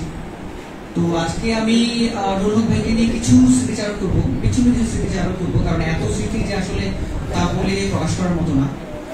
তো তার আগে আমি ওনাকে নিয়ে ওনার কিছু কবিতা হিন্দিতে অনুবাদ করে দিল্লিতে প্রকাশ করেছিলাম। দিল্লিতে সমালোচনা নামে একটা পত্রিকা আছে, সেই পত্রিকার সম্পাদক অবিনাশ মিশ্রা খুব দরদ দিয়ে সেই কবিতাগুলো প্রকাশ করেছিলেন এবং আমাকে ব্যক্তিগতভাবে ইমেল করে বলেছিলেন যে ওনার যদি কোনো বই বের করা যায় বা ওনার যদি আরো কবিতা প্রকাশ করা যায় তাহলে আমরা সেগুলো বই করতে পারি। তো তারপর আমি ওনার বেশ কিছু কবিতা অনুবাদ করার প্রচেষ্টা নিলেও আসলে সবকিছু মিলিয়ে সেই চেষ্টাটা হয়ে ওঠেনি। তো আমি সেখান থেকে একটা কবিতা পড়ছি।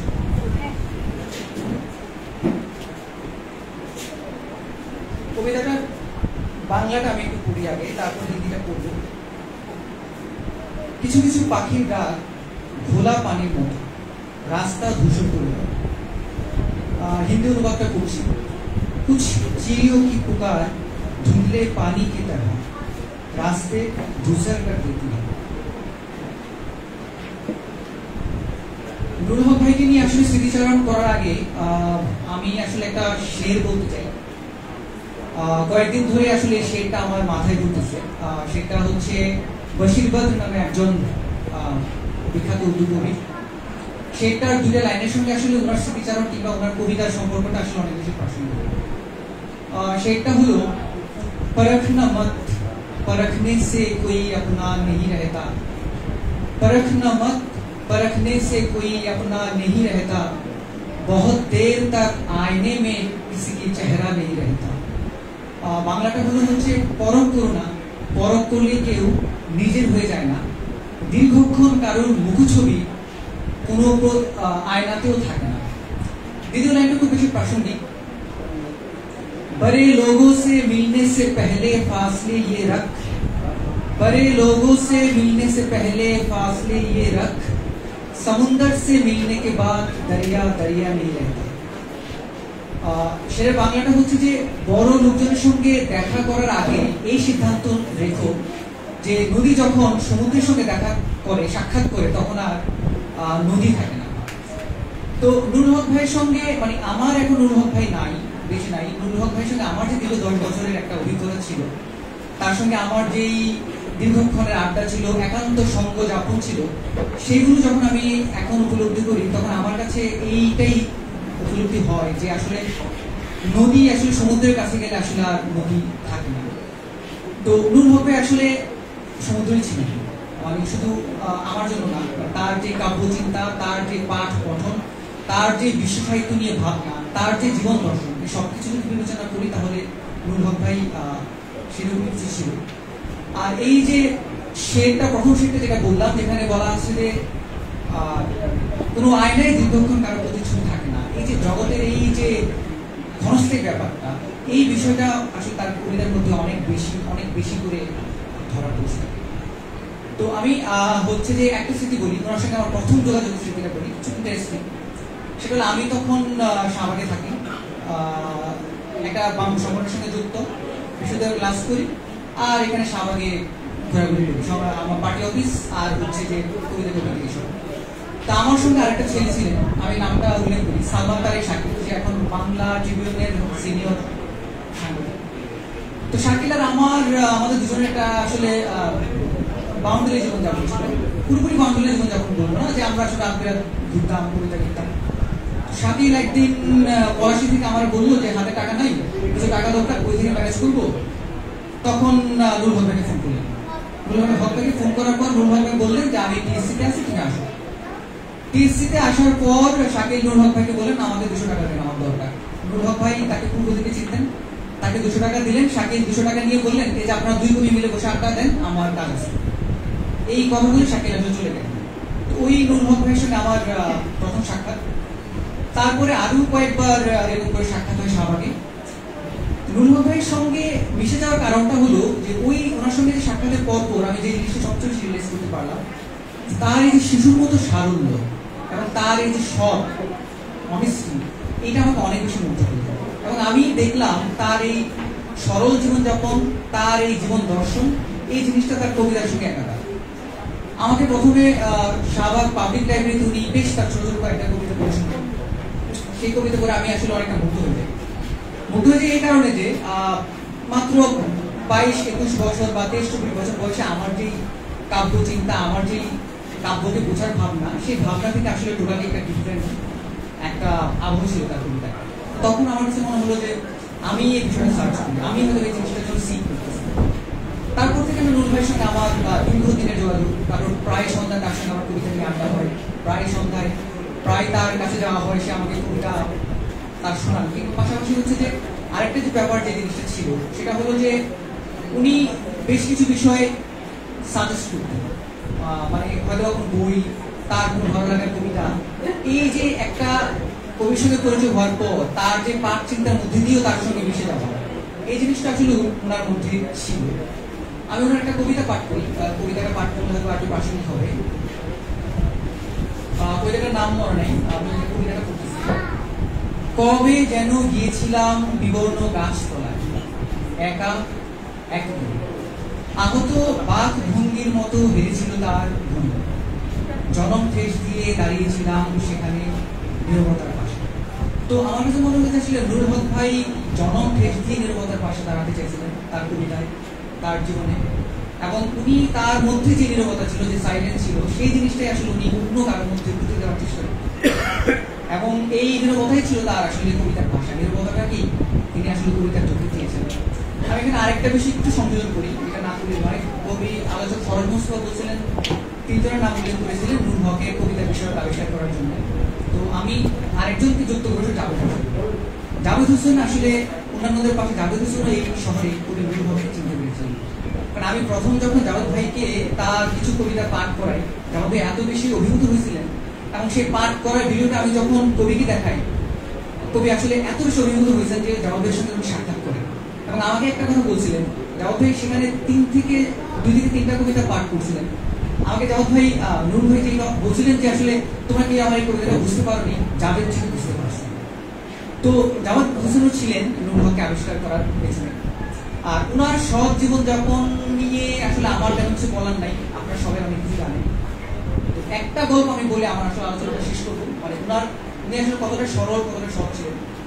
তখন শাহবাগে আসলে প্রায় সময় সন্ধ্যায় আমি ওনার সঙ্গে ঘুরি। নানান মানুষ তাকে ধরে নিয়ে যায়, নানান মানুষের সঙ্গে তার দেখা হয়। তো কোনো একদিন এরকম দুপুরবেলায় কোনো একজন প্রকাশক, আমি প্রকাশকের নাম বলবো না, এই প্রকাশক এই সময় অনেক বড় প্রকাশক, যার কাছ থেকে যার যে প্রকাশনা থেকে বই বের না হলে মানুষ নিজেকে লেখক ভাবে না বা সেখান থেকে বই প্রকাশ করার জন্য মরিয়া হয়ে থাকে, তেমন একজন প্রকাশকের সঙ্গে তার আগে যে দেখা, প্রকাশক তার হাত ধরে পাকড়াও করে নিয়ে গেলেন তার দপ্তরে, নিয়ে চা খাওয়ালেন। আমিও চা খেলাম, চাটা খেয়ে বের হলাম। বের হওয়ার পর ওনাকে খুব অস্থির দেখতেছিলাম। আমি বললাম আপনি অস্থির কেন, কি শরীর খারাপ? বুঝে না, আমাকে হাত ধুতে হবে। উনি কি করে শাহবাগ মোড়ে গেলেন, শাহবাগ মোড়ে গিয়ে কোনো একটা চায়ের দোকান থেকে হাত ধুলেন, হাত ধুয়ে বললেন যে এরকম অসংখ্য মানুষের সংস্পর্শে আমার দূরে চলে যায়। উনি আসলে এরকম ছিলেন। তো সবাইকে ধন্যবাদ। আমি আসলে ধন্যবাদ দিতে চাই হচ্ছে লেখালেখি উঠান পরিবারকে, এবং স্পেশাল থ্যাঙ্কস দিতে চাই হুমায়ুন আজম রেওয়াজ ভাইকে। রেওয়াজ ভাইয়ের সহযোগিতা না হলে প্রোগ্রামটা আসলে করা সম্ভব হতো না। সবাইকে ধন্যবাদ, শুভরাত্রি। অসংখ্য ধন্যবাদ। এই পর্যায়ে আমাদের যেটুকু আনুষ্ঠানিকতার দ্বিতীয় পর্ব, এ পর্যায়ে আলোচনা করবেন। আমরা এতক্ষণে নিশ্চয়ই বুঝতে পেরেছি যে আমরা ক্রমশ কবি নুরুল হক আবিষ্কৃত হচ্ছেন এবং তার জীবন আবিষ্কৃত হচ্ছে। আমরা সম্ভবত আস্তে আস্তে তার কবিতাকেও নতুন নতুন ভাবে আবিষ্কারের চেষ্টা করছি। সেটারই ধারাবাহিকতার আজকে আনুষ্ঠানিক অংশটুকু, যে কারণে একজন ঘোষিত নির্ধারিত আলোচনা আছে আমাদের আজকের দিনের দ্বিতীয় আলোচনা, নির্ধারিত আলোচনা হিসেবে কবি আলতাফ শাহীন আজকে আমাদের আলোচনা স্থাপন করার জন্য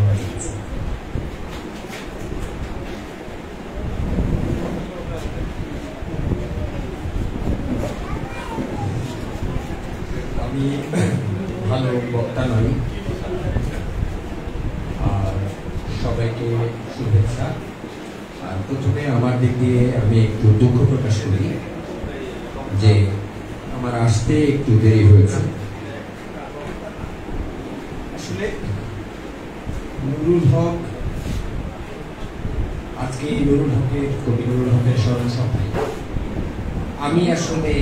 আমি মনে করি যে আমি তাকে আলোচনা করার যোগ্য না। হ্যাঁ, কবিতা নিয়ে তো আমি কথা বলতেই পারি, কিন্তু আমার যতদূর মনে আছে এই বাংলাদেশে বা এই ঢাকা শহরের ছোট্ট শাহবাগে প্রথম যে মানুষটি নুরুল হক নিয়ে আজকে কিন্তু এখানে যারা আছেন আমার ধারণা পুলক হাসান ব্যতীত যারা আছেন খুব কম মানুষই আছেন নুরুল হককে চিনতেন। কিন্তু যে মানুষটি আসলে ধরে ধরে ওই সময় 2006-07 দিকে 6-7 দিকে নুরুল হকের কবিতা পড়ে, নুরুল হক তো তার নাম হচ্ছে পিয়াস মিয়া। তো আমার মনে হয় যে আসলে আমার বদলে এখানে পিয়াস আলোচনা করলে সবচেয়ে ভালো হতো। পরে তো এখন যেটা হয়েছে, এখন তো একটা নুরুল হকের ক্রেজ চলছে। এটা খুবই ভালো ব্যাপার যে একজন কবিকে নিয়ে একটা কিছু মানুষ জড়ো হয়েছে আমাদের এই পুঁজিবাদী ব্যবস্থাপনার ভিতরে, এটা খুব ভালো ব্যাপার। কিন্তু নুরুল হককে যখন খুবই গুটি কয় মানুষ, শাহবাগের 10-15 জন মানুষ, 20 জন মানুষ চিনতেন, তো ওই সময় পিয়াস আসলে সবাইকে উদ্বুদ্ধ করেছেন যে নুরুল হকের কবিতা পড়তে। তার থাকাটা খুব জরুরি এবং আমি মনে করি যে তাকে বলাও খুব জরুরি ছিল। আমি জানি না আয়োজকরা তাকে বলেছেন কিনা বা তিনি আসতে রাজি হয়েছেন। আমি আসলে নুরুল হক আজকে আমার বক্তব্যের উসিলা মাত্র। আমি একটু অন্যভাবে কথা বলি। আসলে এখানে অনেকভাবে বলা হয়েছে যে নুরুল হক সৎ বা নেতৃত্বচারী বা সরল সহজ। আমি মনে করি যে একজন কবি, আমি যদি কবিতা বিচার করতে যাই, এটা আমার একান্ত ব্যক্তিগত মত, কেউ যদি অন্য প্রতিক্রিয়া দিতে চান দিতে পারেন। তো কবিতা বিচারের মানদণ্ড এটা হতে পারে কোন কবিতা, এবং আমরা যদি বিশ্ব কবিতার দিকে তাকাই, বিশ্ব কবিতার সমালোচনা সাহিত্যের দিকে তাকাই, কোন কবি সৎ, কোন কবি অসৎ বা কি, এইটা কিন্তু আপনি পাবেন না ওয়ার্ল্ড লিটারেচার। আমাদের বাংলাদেশে আমরা কিছু জিনিসপত্র তৈরি করেছি মানে আমরা তার ধারাবাহিকতার অংশ। এটা ধরেন আমরা যদি বিচার করি, এটা আসলে আমরা তো বাঙালি মুসলমান, তো এটা আসলে নজরুল থেকে তৈরি হয়েছে। আমরা কবিতার চেয়ে কবিকে নিয়ে সৃষ্ট মিথকে বেশি পছন্দ করি। কবিতার চেয়ে মিথটা আগে বাড়ে আমাদের সমাজে, তারপরে আমরা তার কবিতার ওই মিথের মধ্য দিয়ে আমরা তার কবিতার মধ্যে ঢুকি। একটি ধারা তৈরি হয়েছে আমাদের বিচারে। কবির চেহারাটি কেমন হবে এটা কিন্তু আমাদের সমাজে একটি নির্বিশেষে একটি নির্দিষ্ট ব্যাপার, নির্দিষ্ট ছবি আছে। কবি হবে একটু লুস্কো, একবেলা খাবে তো 2 বেলা খাবে না। কবি হোটেলে যে খাবে, কবির পকেটে টাকা থাকবে না, তারা টাকা না দিয়ে দৌড় দেবে। কবি হবে রেসপন্সিবল, সমাজ সংসারের প্রতি তার দায়বদ্ধতা থাকবে না। কিন্তু আমাদের দেশে মোটা দাগে কবিদের সম্পর্কে ধারণা, এবং নট অনলি ধারণা বাট অলসো আমরা কবিদের কাছ থেকে এটা প্রত্যাশা করি। আমরা কবিদেরকে এভাবে দেখতে অভ্যস্ত। প্রত্যেকটা অফিসে যান আপনি, যে মানুষটা কবিতা লেখে, ভালো কবিতা লিখুক, খারাপ কবিতা লিখুক, আমরা নুরুল হকে ঢুকি। ভালো কবিতা লিখুক, খারাপ কবিতা লিখুক, ও কবি বলে ওর বেতন 2 টাকা কমানো। এখন এই প্রবলেমটা ঘটছে কোথায়? এই প্রবলেমটা আমার মনে হয় আমাদের বাংলাদেশের বাস্তবতায় বা পূর্ব বাংলার বাস্তবতায় যদি ধরি, এই প্রবলেমটা ঘটেছে 60-এর দশক। নির্মলুদ্দিন, আবুল হাসান এবং মহাদেব শাহ বা তাদের শরীফ মিয়ার ক্যান্টিনের যে মিথগুলো, যে গল্পগুলো মিথ আকারে প্রচারিত হয়েছে, এরপর থেকে আমরা কবিদেরকে এভাবে দেখে অভ্যস্ত, এভাবে দেখতে অভ্যস্ত, এবং কবিরা না চাইলেও সে এইভাবে বানাতে অভ্যস্ত। একজন কবি যদি সুটেড বুটেড হয়ে এসে এখানে দাঁড়ায়, আপনার কিন্তু পছন্দ হবে না। আরে কিভাবে আসছে দেখছো, সুট করে আসছে একটা কবি, কি করে কবি? আমরাই এটা বলি, কবিদেরকে স্টিগমাইজ করি আমরা। এখন আমাদের সমাজের মধ্যে এই ঘটনাগুলো রয়ে গেছে। ফলে নুরুল হক সৎ ছিলেন কি নুরুল হক অসৎ ছিলেন, কি নুরুল হক সরল ছিলেন কি অসরল ছিলেন, এটা আমার বক্তব্যের বিষয় না। আমি দেখতে চাই নুরুল হককে একটু উন্নত। ঘটনা হচ্ছে 2007-8 সালের দিকে আমরা তখন শাহবাগে বাস করি। এখানে রাশেদ ভাই আছেন, জাফর আহমেদ রাশেদ ভাই আমাদের ওই জীবন সম্পর্কে জানেন, নিয়ে বলতে পারবেন, আরো কেউ আছেন। তো আমি দেখতাম যে একটা লোক, আমি চিনতাম না ওনাকে, একটা লোক এসে দুপুরবেলা তবু শাহবাগে কেউ থাকতো না, একটা লোক এসে একটা খাতা নিয়ে বসে থাকে, কিছু করবে না, খাতা নিয়ে বসে থাকে, ডায়েরি হাতে ডায়েরি। নুরুল হক চিনি না। তো একদিন আমি আর পিয়াস মধ্যে হাঁটতেছি, হাঁটতে হাঁটতে আমরা নুরুল হকটা কি আমরা তো তখন ফুটতেছি সাহিত্যের উন্মাদনে, যে আমরা বাংলা সাহিত্যের বদল ঘটায় দেবো, এটা করবো ওটা করবো। আমরা স্টুডেন্ট তখন, স্টুডেন্ট ফুটে দেখেন নাই 24-এ এভাবে ফুটলো। তো তারপর দেখলাম এটার নাম নুরুল হক। তো পিয়াস আমাকে কিছু কবিতা করতে দিল। হ্যাঁ, কবিতাগুলো অন্যরকম। আমরা সাধারণত যেরকম কবিতা লিখেছি ওরকম কবিতা না। এখন আবার আমি নুরুল হক থেকে একটু ফ্ল্যাশব্যাক করে পিছনে যাচ্ছি। আমাদের বাংলাদেশে নুরুল হককে আমরা কোন প্রজন্মের কবি হিসেবে দেখি?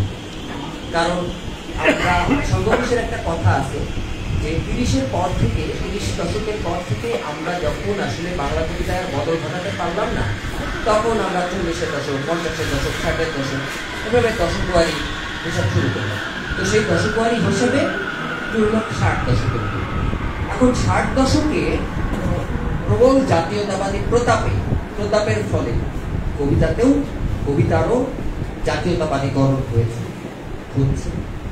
এবং আমাদের বাংলাদেশের বহুল উচ্চারিত কবিতাগুলো কি, বহুল উচ্চারিত কবি কারা আমরা যদি দেখি, তাহলে আমরা এখানে খুবই দেখতে পাবো যে এই কবিতাগুলো যেগুলো পাঠকের কাছে গেছে, যেগুলো সমাদৃত হয়েছে, সেইগুলো হচ্ছে ওই জাতীয়তাবাদী প্রকল্পের একটু দেশাত্মবোধ প্লাস একটু জাতীয়তাবাদ প্লাস একটু মানে ব্যক্তিগত কথন বা আত্মকথন সব মিলিয়ে এই জায়গাটা, এই কবিতাগুলো। এবং আপনারা দেখবেন যে স্বাধীনতার পর থেকে শামসুর রহমানের মতো কবি করে কবিতা লেখার একটা শ্বাস তৈরি হয়ে গেছে। কবিতা এমন, কবিতা এরকম, এর বাইরে আপনি কবিতা লিখলে আপনি কবি। আবার আরেকটা ধরনের শ্বাস তৈরি হয়েছে, আরেকটা ধরনের বায়াসনেস তৈরি হয়েছে। এটা আমাদের একদম স্বাধীনতা পরবর্তী সময় থেকে, যে কবিকে প্রগতিশীল হতে হবে। আপনারা ভেবেন না যে এখন জুলাই অভ্যুত্থানের পরে এসে আমি এই নতুন কথা বলছি। কবিকে প্রগতিশীল হতে হবে। তাহলে প্রগতিশীলতা কি জিনিস ভাই? এখন ধরেন আমার একবার 2010 সালে, এটা রাশেদ ভাই মনে আছে খুব ভালো, রাশেদ ভাই তখন আমার এডিটর, আমি গেছি রাশেদ আব্দুল মান্নান সৈয়দের বাসায়। আমি তখন মাস্টার্সের স্টুডেন্ট। তো আমাকে একটা লেখা আনতে বা লেখার অনুলিখন করতে রাস্তায় পাঠিয়েছেন। তা আমি গেছি, তখন মাগরিবের আজান দিচ্ছে। তো আজান দিচ্ছে, তো আজান শেষ, মান্নান ভাই আসলে, মান্নান ভাই এসে বলতেছে দেখতেছেন না আজান দিচ্ছে, এটা আপনি আমাদের লিটারেচারের মধ্যে পাবেন একমাত্র ইলিয়াস, হুমায়ুন আহমেদ, আল মাহমুদ ছাড়া পাবেন। কবিতার মধ্যে খুব কম পাবেন। অথচ দেখেন কলকাতাতে শীর্ষেন্দু তার উপন্যাস, তার গল্পে পূজার বর্ণনা দিচ্ছে, সুনীল তার গল্পে পূজার বর্ণনা দিচ্ছে, কোনো সমস্যা নেই। আমাদের এখানে লিখলেই আপনাকে এক ধরনের স্টিগমা দিয়ে দিবে, এক ধরনের ট্যাগিং করবে। তাই জিনিসটা আমি এভাবে অ্যাড্রেস করি, আসলে তো তাই। এখন এই যে এক ধরনের কোট অ্যান্ড কোট প্রগতিশীলতা আমরা নির্মাণ করেছি, কোট অ্যান্ড কোট প্রগতিশীলতা, কোট অ্যান্ড কোট ছোট কাগজ আমরা নির্মাণ করেছি। এবং কোট অ্যান্ড কোট কবির একটি নির্মাণ, কবিকে এরকমই হতে হবে। কবি যদি একটা সুটেড বুটেড শার্ট পরে আসে, তার কবিতা আমরা নিব না। এটার বলি হচ্ছে, এটার বলি হচ্ছে। আমি আপনাদের একটা কবিতা পড়ে শোনাই, ধরুন আপনারা যদি বলতে পারেন যে এই কবিতা কোন বইয়ের, তো ভালো। কবিতার নাম আমি পরে বলি। দুপুরবেলার রোদ কোথাও ঢালঢুলি, দুপুরবেলার রোদ কোথাও ঢালঢুলি খুঁজছে জুম্মার নামাজের পর। গাছগাছালির নিচে এক এক খণ্ড ছায়া, যেন এক একটি দোয়া, যেন শান্তি স্নিগ্ধ। আর আয়াত দিয়ে তো পালক ভাসিয়ে উঠছে একটা পাখি নীল। আবার দুপুরবেলার রোদ কোথাও একটা ঢালভূমি খুঁজছে, জুম্মার নামাজের পর গাছগাছালির নিচে একাখণ্ড ছায়া, যেন একাকিত্ব নয়, যেন শান্তি, স্নিগ্ধতা আর আয়াত থেকে তৈরি। পালক ভাসিয়ে উঠছে একটা পাখি নীল।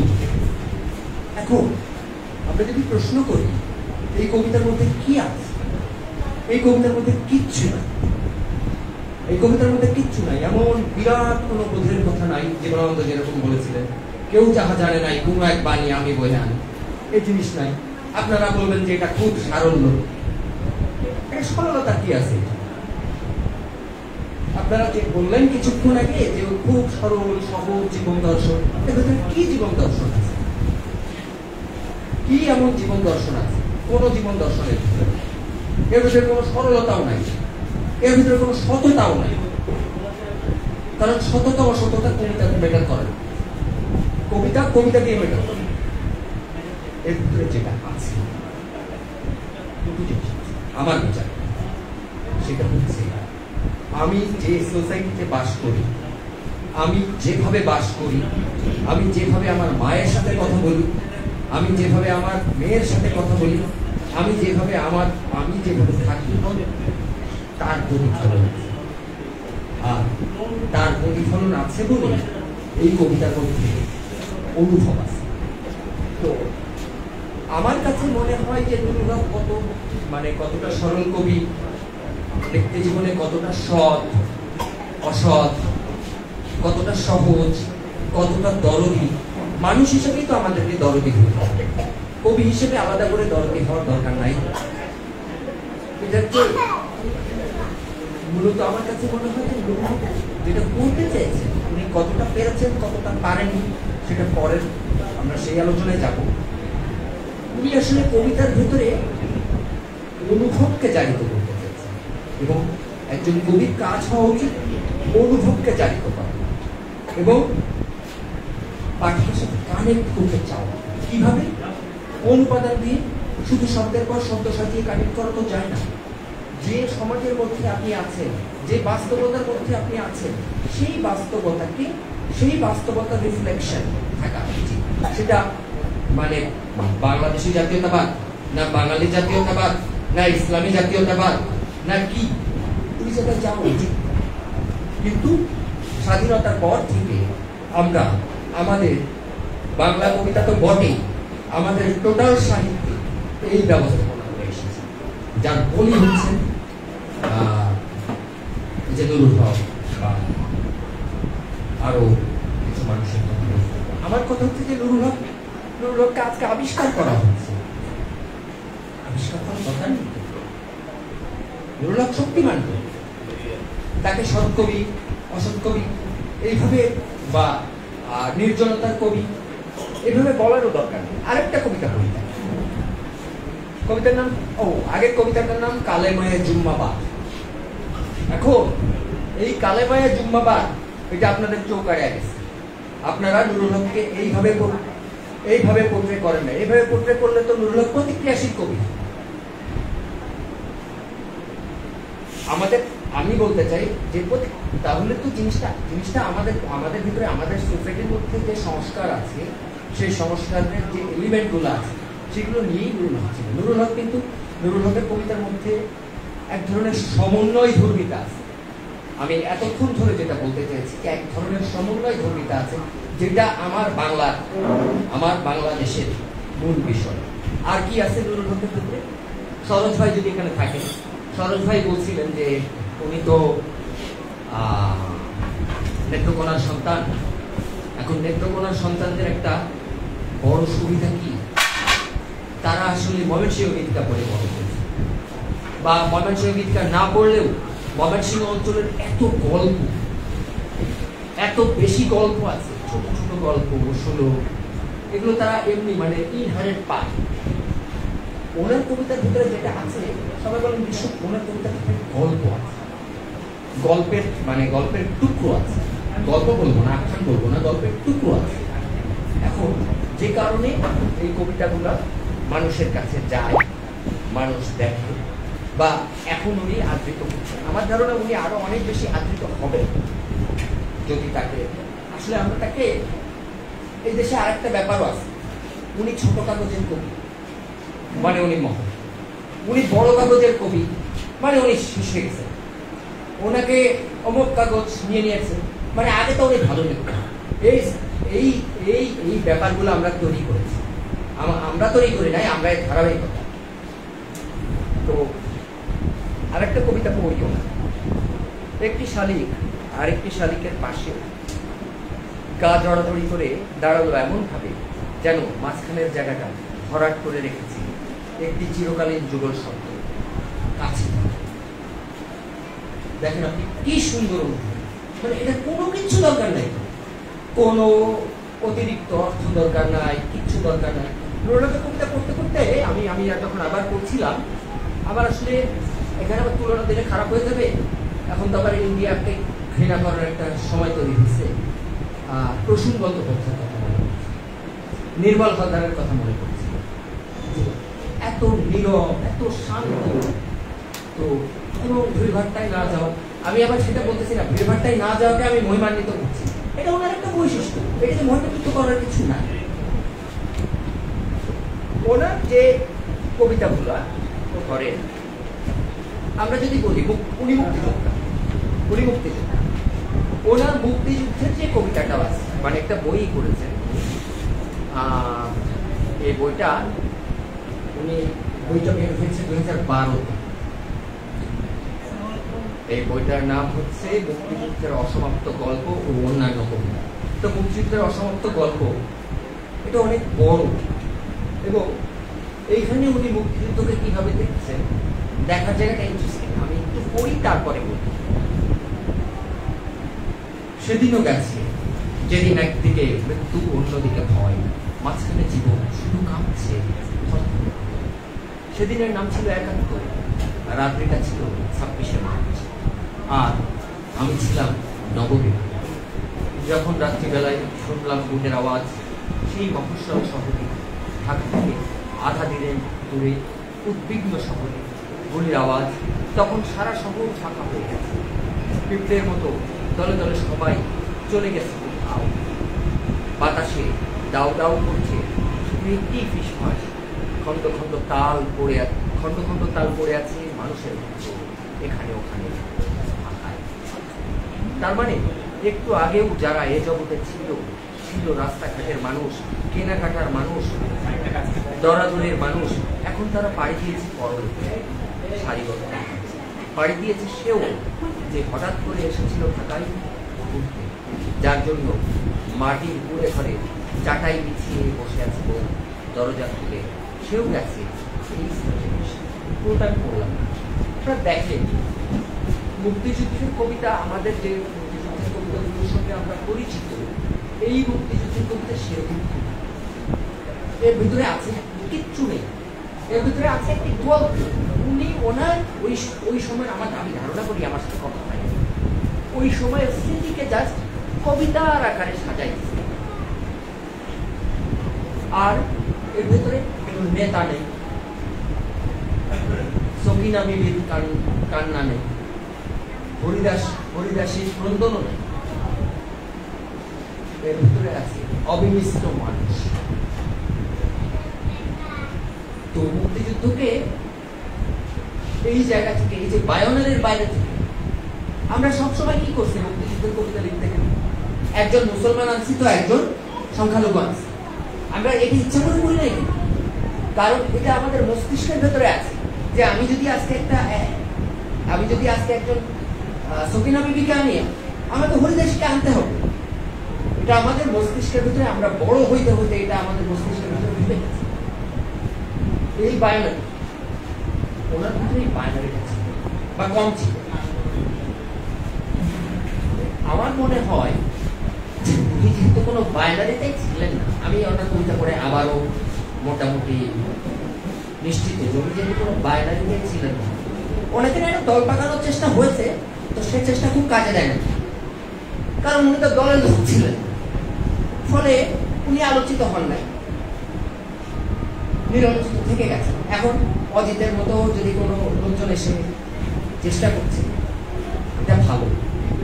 তো নুরুল হকের যে বিষয়টা আমি মনে করি যে ওইটাই, যে পূর্ববঙ্গের মানুষ, পূর্ববঙ্গের মুসলমান বা পূর্ববঙ্গের মানুষেরা যে রকম যেভাবে জীবন জগৎ কে দেখতে অভ্যস্ত, এবং বিশেষত ময়মনসিংহ অঞ্চলকে আমি যেভাবে বুঝি, নুরুল হক তার প্রপার রিফ্লেকশন, যে কারণে নাগরিক ঢাকায় উনি থাকলেও নাগরিক ঢাকার সাথে অ্যাডজাস্ট করতে পারেন না, এবং নাগরিক ঢাকার সাথে তার কবিতাও অ্যাডজাস্ট করেন,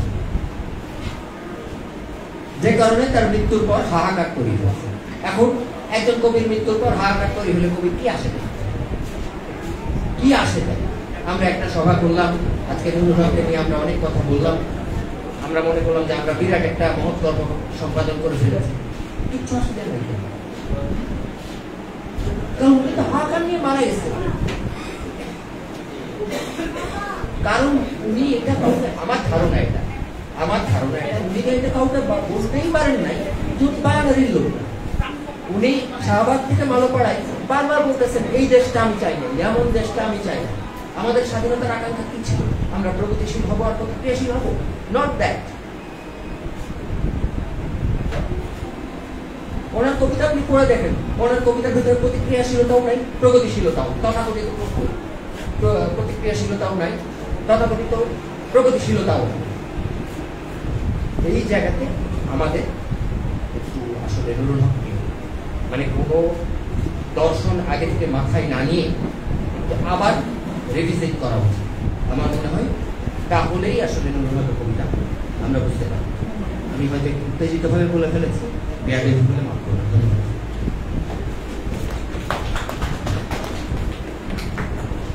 অসংখ্য ধন্যবাদ আপনার সামনে আছে। আমরা মনে হয় আজকের আয়োজনের এটা আমাদের মূল পাওয়া, যে কবিতাকে সাহিত্যিক গুণাগুণের জায়গা থেকে, সাহিত্যিক বিচারের জায়গা থেকে ক্রমশ নতুন জমি আবিষ্কার করে, নতুন সূত্রগুলো আবিষ্কার করে। আর নিশ্চয়ই আমাদের আজকের দুই আলোচকের সেদিকে অনেকটা আলোচ হয়েছে। আমরা আজকের আমাদের এখানে দুই আলোচকের বক্তৃতা শেষ, এরপরে আমাদের এখানে আসলে অনেকে উপস্থিত আছেন এবং অনেকে যোগ দিয়েছেন, কেউ চলে গেছেন, যারা কবির সাথে ঘনিষ্ঠ বা আমাদের সাহিত্য জগতে গুরুত্বপূর্ণ মানুষজন। আমরা ফ্লোর ওপেন করে দিব, তার আগে কেউ চাইলে ভলান্টারিও আমাদের আলাদা যুক্ত হতে পারেন। আমি এই মুহূর্তে দেখে নিচ্ছি ঈশ্বর তানিয়া, আমাদের কথাসাহিত্যী ঈশ্বর তানিয়াকে তার বক্তব্য দিচ্ছেন।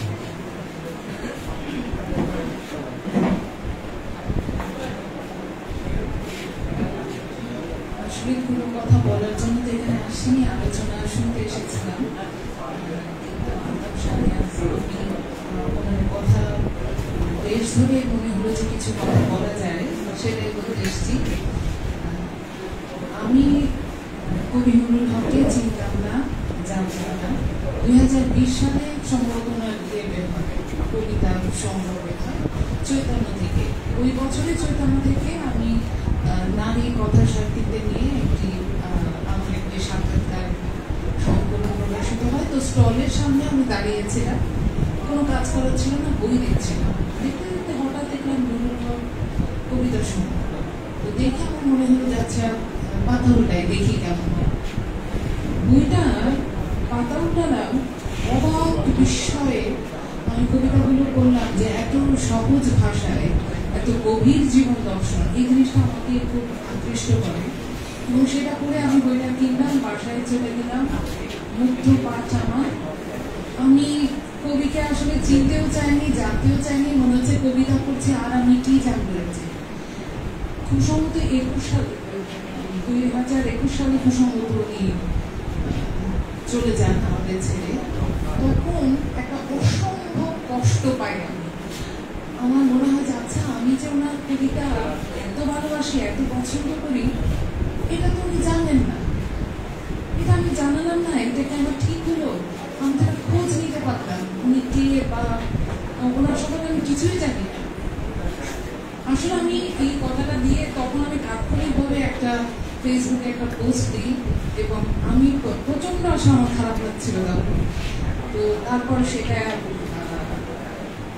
একটা ওয়েব পোর্টাল, আপনার ওয়েবসাইটে লেখা প্রকাশিত হয়, এবং সেখানে আমি জানতে পারি আমার এক বন্ধু ক্লাসমেট পাবেল, ও বলছে কিন্তু আমার মামা হন, তুই আমার মামাকে চিনিস? আমি বলি আল্লাহ তাই, আমি তো কিছুই, মামাকে তো আমি চিনি না, আমি তো ওনাকেই চিনি না, শুধু ওনার কবিতা পড়েছি। তো যে কথাটা বলার জন্য আমার আজকে মাইক্রোফোন হাতে নেওয়া, সেটা হচ্ছে ভালো লেখক, ভালো কবি, ভালো কবিতা এগুলো আসলে কখনো আটকে থাকে। আমি ওনাকে চিনি না, জানি না, কিছুই না, শুধু ওনার কবিতা পড়ে আমি মুগ্ধ হয়েছি, ওনার কবিতা দিয়ে আমি ওনাকে চেনার চেষ্টা করেছি। কবিতার কিছু বিশ্লেষণ আমার সে লেখা আছে, সেটা আমি আর এখন বলবো না।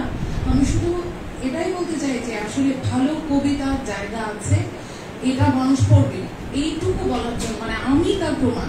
আমি মানে সত্যি মানে হঠাৎ ওনার আবিষ্কার এবং আমার দুঃখ, উনি হয়তো এখন শুনছেন আমার কথা, উনি হয়তো জানেন যে আমি কি পরিমাণ পছন্দ করি ওনার কবিতা। তো ভালো সাহিত্যে আসলে মূল্যায়ন হবে, পাঠক ঠিক জিনিসটা চিনতে পারে, চিনে নিতে জানে। তো এখানে আমার কথা শেষ করছি, সবাইকে ধন্যবাদ।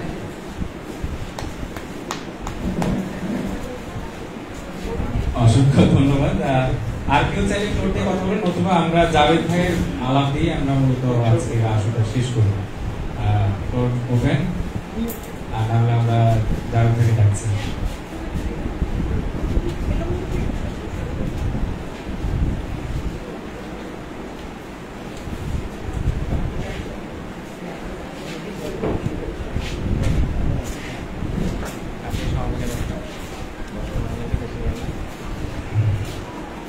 কবি নুরুল হকের সঙ্গে আমার পরিচয়, অজিত যেমন বলেছিল, একদিন হঠাৎ করে সে বই নিয়ে এলো, দিয়ে বললো যে কবিতাগুলো পড়ে দেখেন কেমন। আমি পড়লাম, বিস্মিত হলাম, এবং ওই বিষয় এখনো কাটে। ব্যাপারটা ঘটলো এরকম যে এরপর কবির সঙ্গে দেখা হলো, এবং তিনি স্ব-উদ্যোগেই দেখা করলেন আমার সঙ্গে। আমি তার সঙ্গে দেখা হওয়ার পর কয়েকটা অনুভূতি হলো, এই দুটো অনুভূতির কথা আমি বলি। এক নম্বর আমার মনে হলো প্রথমেই যে মানুষ কবিতা যে লেখেন, কবিতা লিখবার সময় দুটো ঘটনা। আমার মনে পড়ছে বিভূতিভূষণের কথা। বিভূতিভূষণ বলেছিলেন যে তার একটা ট্রাভেলগের মধ্যে উনি বলছিলেন যে যখন দূরে দেখা যাচ্ছে, যখন কোন এক জায়গায় রাজায় রাজায় যুদ্ধ হচ্ছে, এই যুদ্ধের মধ্যে অজস্র ঢাল, তলোয়ার, রক্তপাতের একদিকে বিবরণ, একদিকে সে রক্তপাতে ভেসে যাচ্ছে প্রান্তর, এটা একটা ইতিহাস। সেখান থেকে একটু দূরেই বাঁশ ঝাড়ে কোথাও সন্ধ্যার অন্ধকার নামার আগে কোন একটা শিয়ালের দাঁতে নখরে একটা সাদা খরগোশ রক্তাক্ত হলো। বিভূতিভূষণ বলছেন ওই যে প্রান্তরে রাজায় রাজায় যুদ্ধ হচ্ছে, ঢাল, তলোয়ার, সরকির ঝনঝন শব্দ হচ্ছে, আবার সেখান থেকে একটু দূরেই একটা বাঁশ ঝাড়ের অন্ধকারে সন্ধ্যের আগে একটা শিয়ালের নখরে দাঁতে একটা খরগোশ রক্তাক্ত হচ্ছে। দুটোই তো ইতিহাস। কোন ইতিহাসটা টিকবে? আমরা রাজায় রাজায় যুদ্ধের ইতিহাসকে কাগজে লিখে রাখবো, কাউকে মহিমান্বিত করবো, কিন্তু এই যে বাঁশ ঝাড়ের আড়ালে অসহায় কোনো একটা খরগোশের মৃত্যু হলো, সে কি পৃথিবীর ইতিহাসে, সে কি প্রাণের ইতিহাসে ইতিহাস হিসেবে লিখিত হওয়ার, মনে রাখবার জায়গা থেকে কোনো মতেই কম উল্লেখযোগ্য? ওই ইতিহাস কে লিখবে? ওই খরগোশের ইতিহাস কে লিখবে? রাজাদের রক্তাক্ত হওয়ার ইতিহাস তো সবাই লিখে রাখবে। কবিদের কাজ হচ্ছে ওই আহত অসহায় খরগোশ, যে কিনা সন্ধ্যা অন্ধকারে রক্তাক্ত হলো, তার সাদা পালক, তার সাদা পশম রক্তাক্ত হয়ে গেল কোন একটা শিয়ালের দাঁতে দখলে, সেই ইতিহাসে লিখে যাবে কবিরা। আমার মনে হয় যখন নুরুল হক একটা ছোট পাখির বাচ্চা দেখে কবিতা লেখেন, যখন তিনি মাঠের মধ্যে পড়ে থাকা একটা নারকেলের খোলের কবিতা লেখেন, তখন আমার মনে হয় যে নুরুল হক সেই দায়িত্বটা নিয়েছেন, যে দায়িত্বটা প্রাণের দায়িত্ব, যে দায়িত্ব কখনো কোনো রাজার গল্প হিসেবে কেউ কখনো লিখবে না। আমার যে জীবন, আমার মতো অসংখ্য মানুষের, যারা আমরা কালের সমুদ্রের মধ্যে একটা বুদবুদের মতো ফুটে ওঠে আবার মিলিয়ে যায়, এই বুদবুদের জীবনের কথা কে লিখবে? এই বুদবুদ কালের সমুদ্রে আমি যে প্রাণ নিয়ে বেঁচে উঠলাম বুদবুদ হয়ে, আমি যে দেখলাম জগতের দিকে বিস্ময় করে তাকালাম, আমার এই বিস্ময়টাকে কে লিখবে? অন্তহীন কাল সমুদ্রের মধ্যে যে আমার প্রাণ আপনার প্রাণ একটা বুদবুদের যেতে বেশিক্ষণের সঙ্গে তুলনীয় নয়। আমি যে বিস্মিত হই, আমি যে ভিউ হল হই জগতের দিকে তাকিয়ে, আমি যে বোঝার চেষ্টা করি জীবনের অর্থ দিয়ে, জীবনের মানে কি। এই ক্ষণিক বুদবুদের বিস্ময়ের কথা কে লিখবে? এই ক্ষণিক বুদবুদের বিস্ময়ের কথা লিখবেন, এই খরগোশের নিহত হওয়ার গল্প লিখবেন, মাঠের মধ্যে পড়ে থাকা দুই ভাগ হয়ে যাওয়া কোনো একটা ডাবের খোলের গল্প লিখবেন, অন্ধকার রাতের মধ্যে কোনো একটা জোনাকি পোকা জ্বলে উঠে নিমিষের মধ্যে আবার অন্ধকারে হারিয়ে যাওয়ার গল্প লিখবেন কে? কোনো একাডেমি সে গল্প লিখবেন না, কোনো গবেষক সে গবেষণা করে তার কাহিনী লিখে যাবে না, কোনো পিরামিডের গায়ে সেটা ফলকে পাথরের গায়ে উৎকীর্ণ হবে না। কিন্তু জীবনের ইতিহাসের ক্ষেত্রে এর অর্থ কখনোই কোনো মহৎ বা বিশাল মানুষের জীবনের অর্থের চাইতে কোনো অর্থে কম নয়। সেই ইতিহাস লিখে যান কবিরা, সেই ইতিহাস লিখে গেছেন নুরুল হক। যেখানে তার কবিতা যখন পড়ি তখন নিজেকে এই জগতের সমান বড় বলে মনে হয়।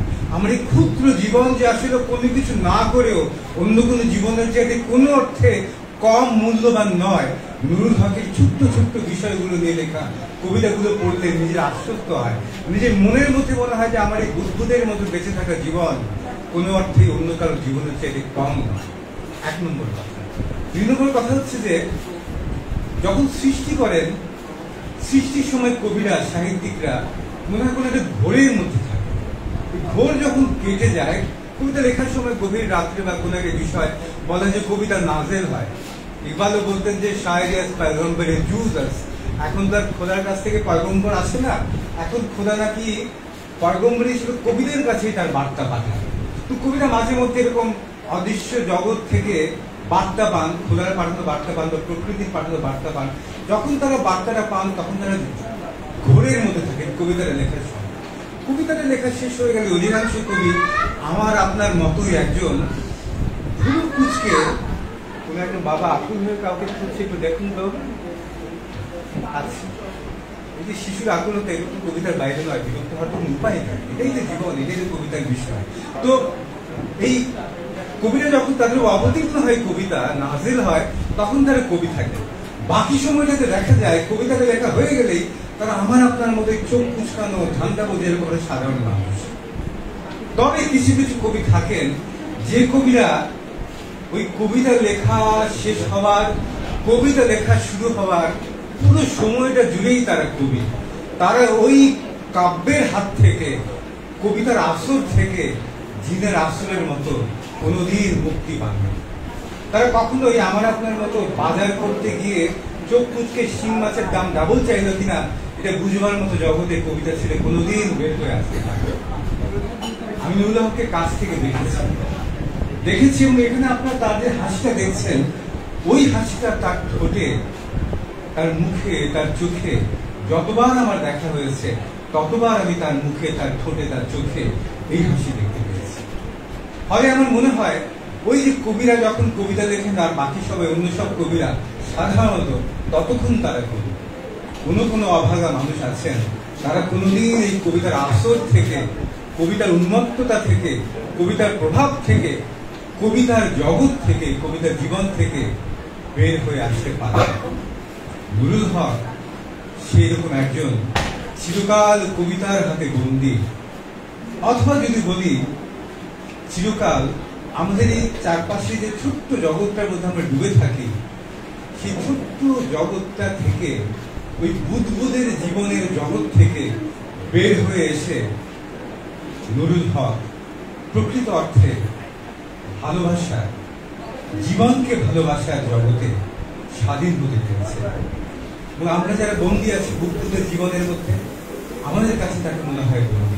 আমি নিশ্চিত তিনি বোধহয় আমাদের দিকে, আমরা যেরকম কবিতাকে পাগল বলে করুণার দৃষ্টি তাকাই, আমি নিশ্চিত কবি নুরুল হক একই রকম অনুকম্পা নিয়ে, কৃপা নিয়ে আমাদের দিকে দেখতেন। ধন্যবাদ।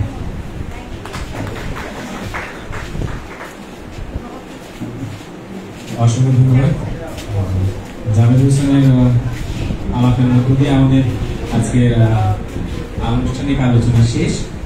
তো এখানে শেষ থেকে আগামী দিনে শুরুর জন্য সকলকে আমরা জানিয়ে রাখি যে আমরা আয়োজক হিসেবে আমরা দুটো নাম দিয়েছি।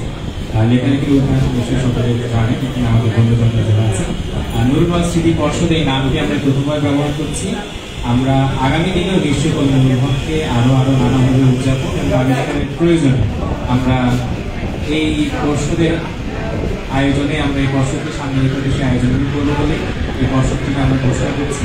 এটা বিশেষ বাড়তি কোনো একাডেমিক বা গুরুতর কোনো সাংগঠনিক তৎপরতার বাইরেও আমরা বরং নুরুলকে উদযাপনের একটি স্মৃতিচিহ্ন, একটি সাংগঠনিক চিহ্ন আমরা ধরে রাখলাম শুধু। সেই হিসাবে ভবিষ্যতে নিশ্চয়ই আমাদের এই পর্ষদ থেকে আয়োজনটি আসবে। ভবিষ্যতে সেটার জন্য সকলকে আমন্ত্রণ জানিয়ে রাখছি। আর অনুষ্ঠান এখানেই শেষ। শুধু শেষবার জানিয়ে দেয় এখানে নুরুল হকের কিছু বইপত্র এবং তার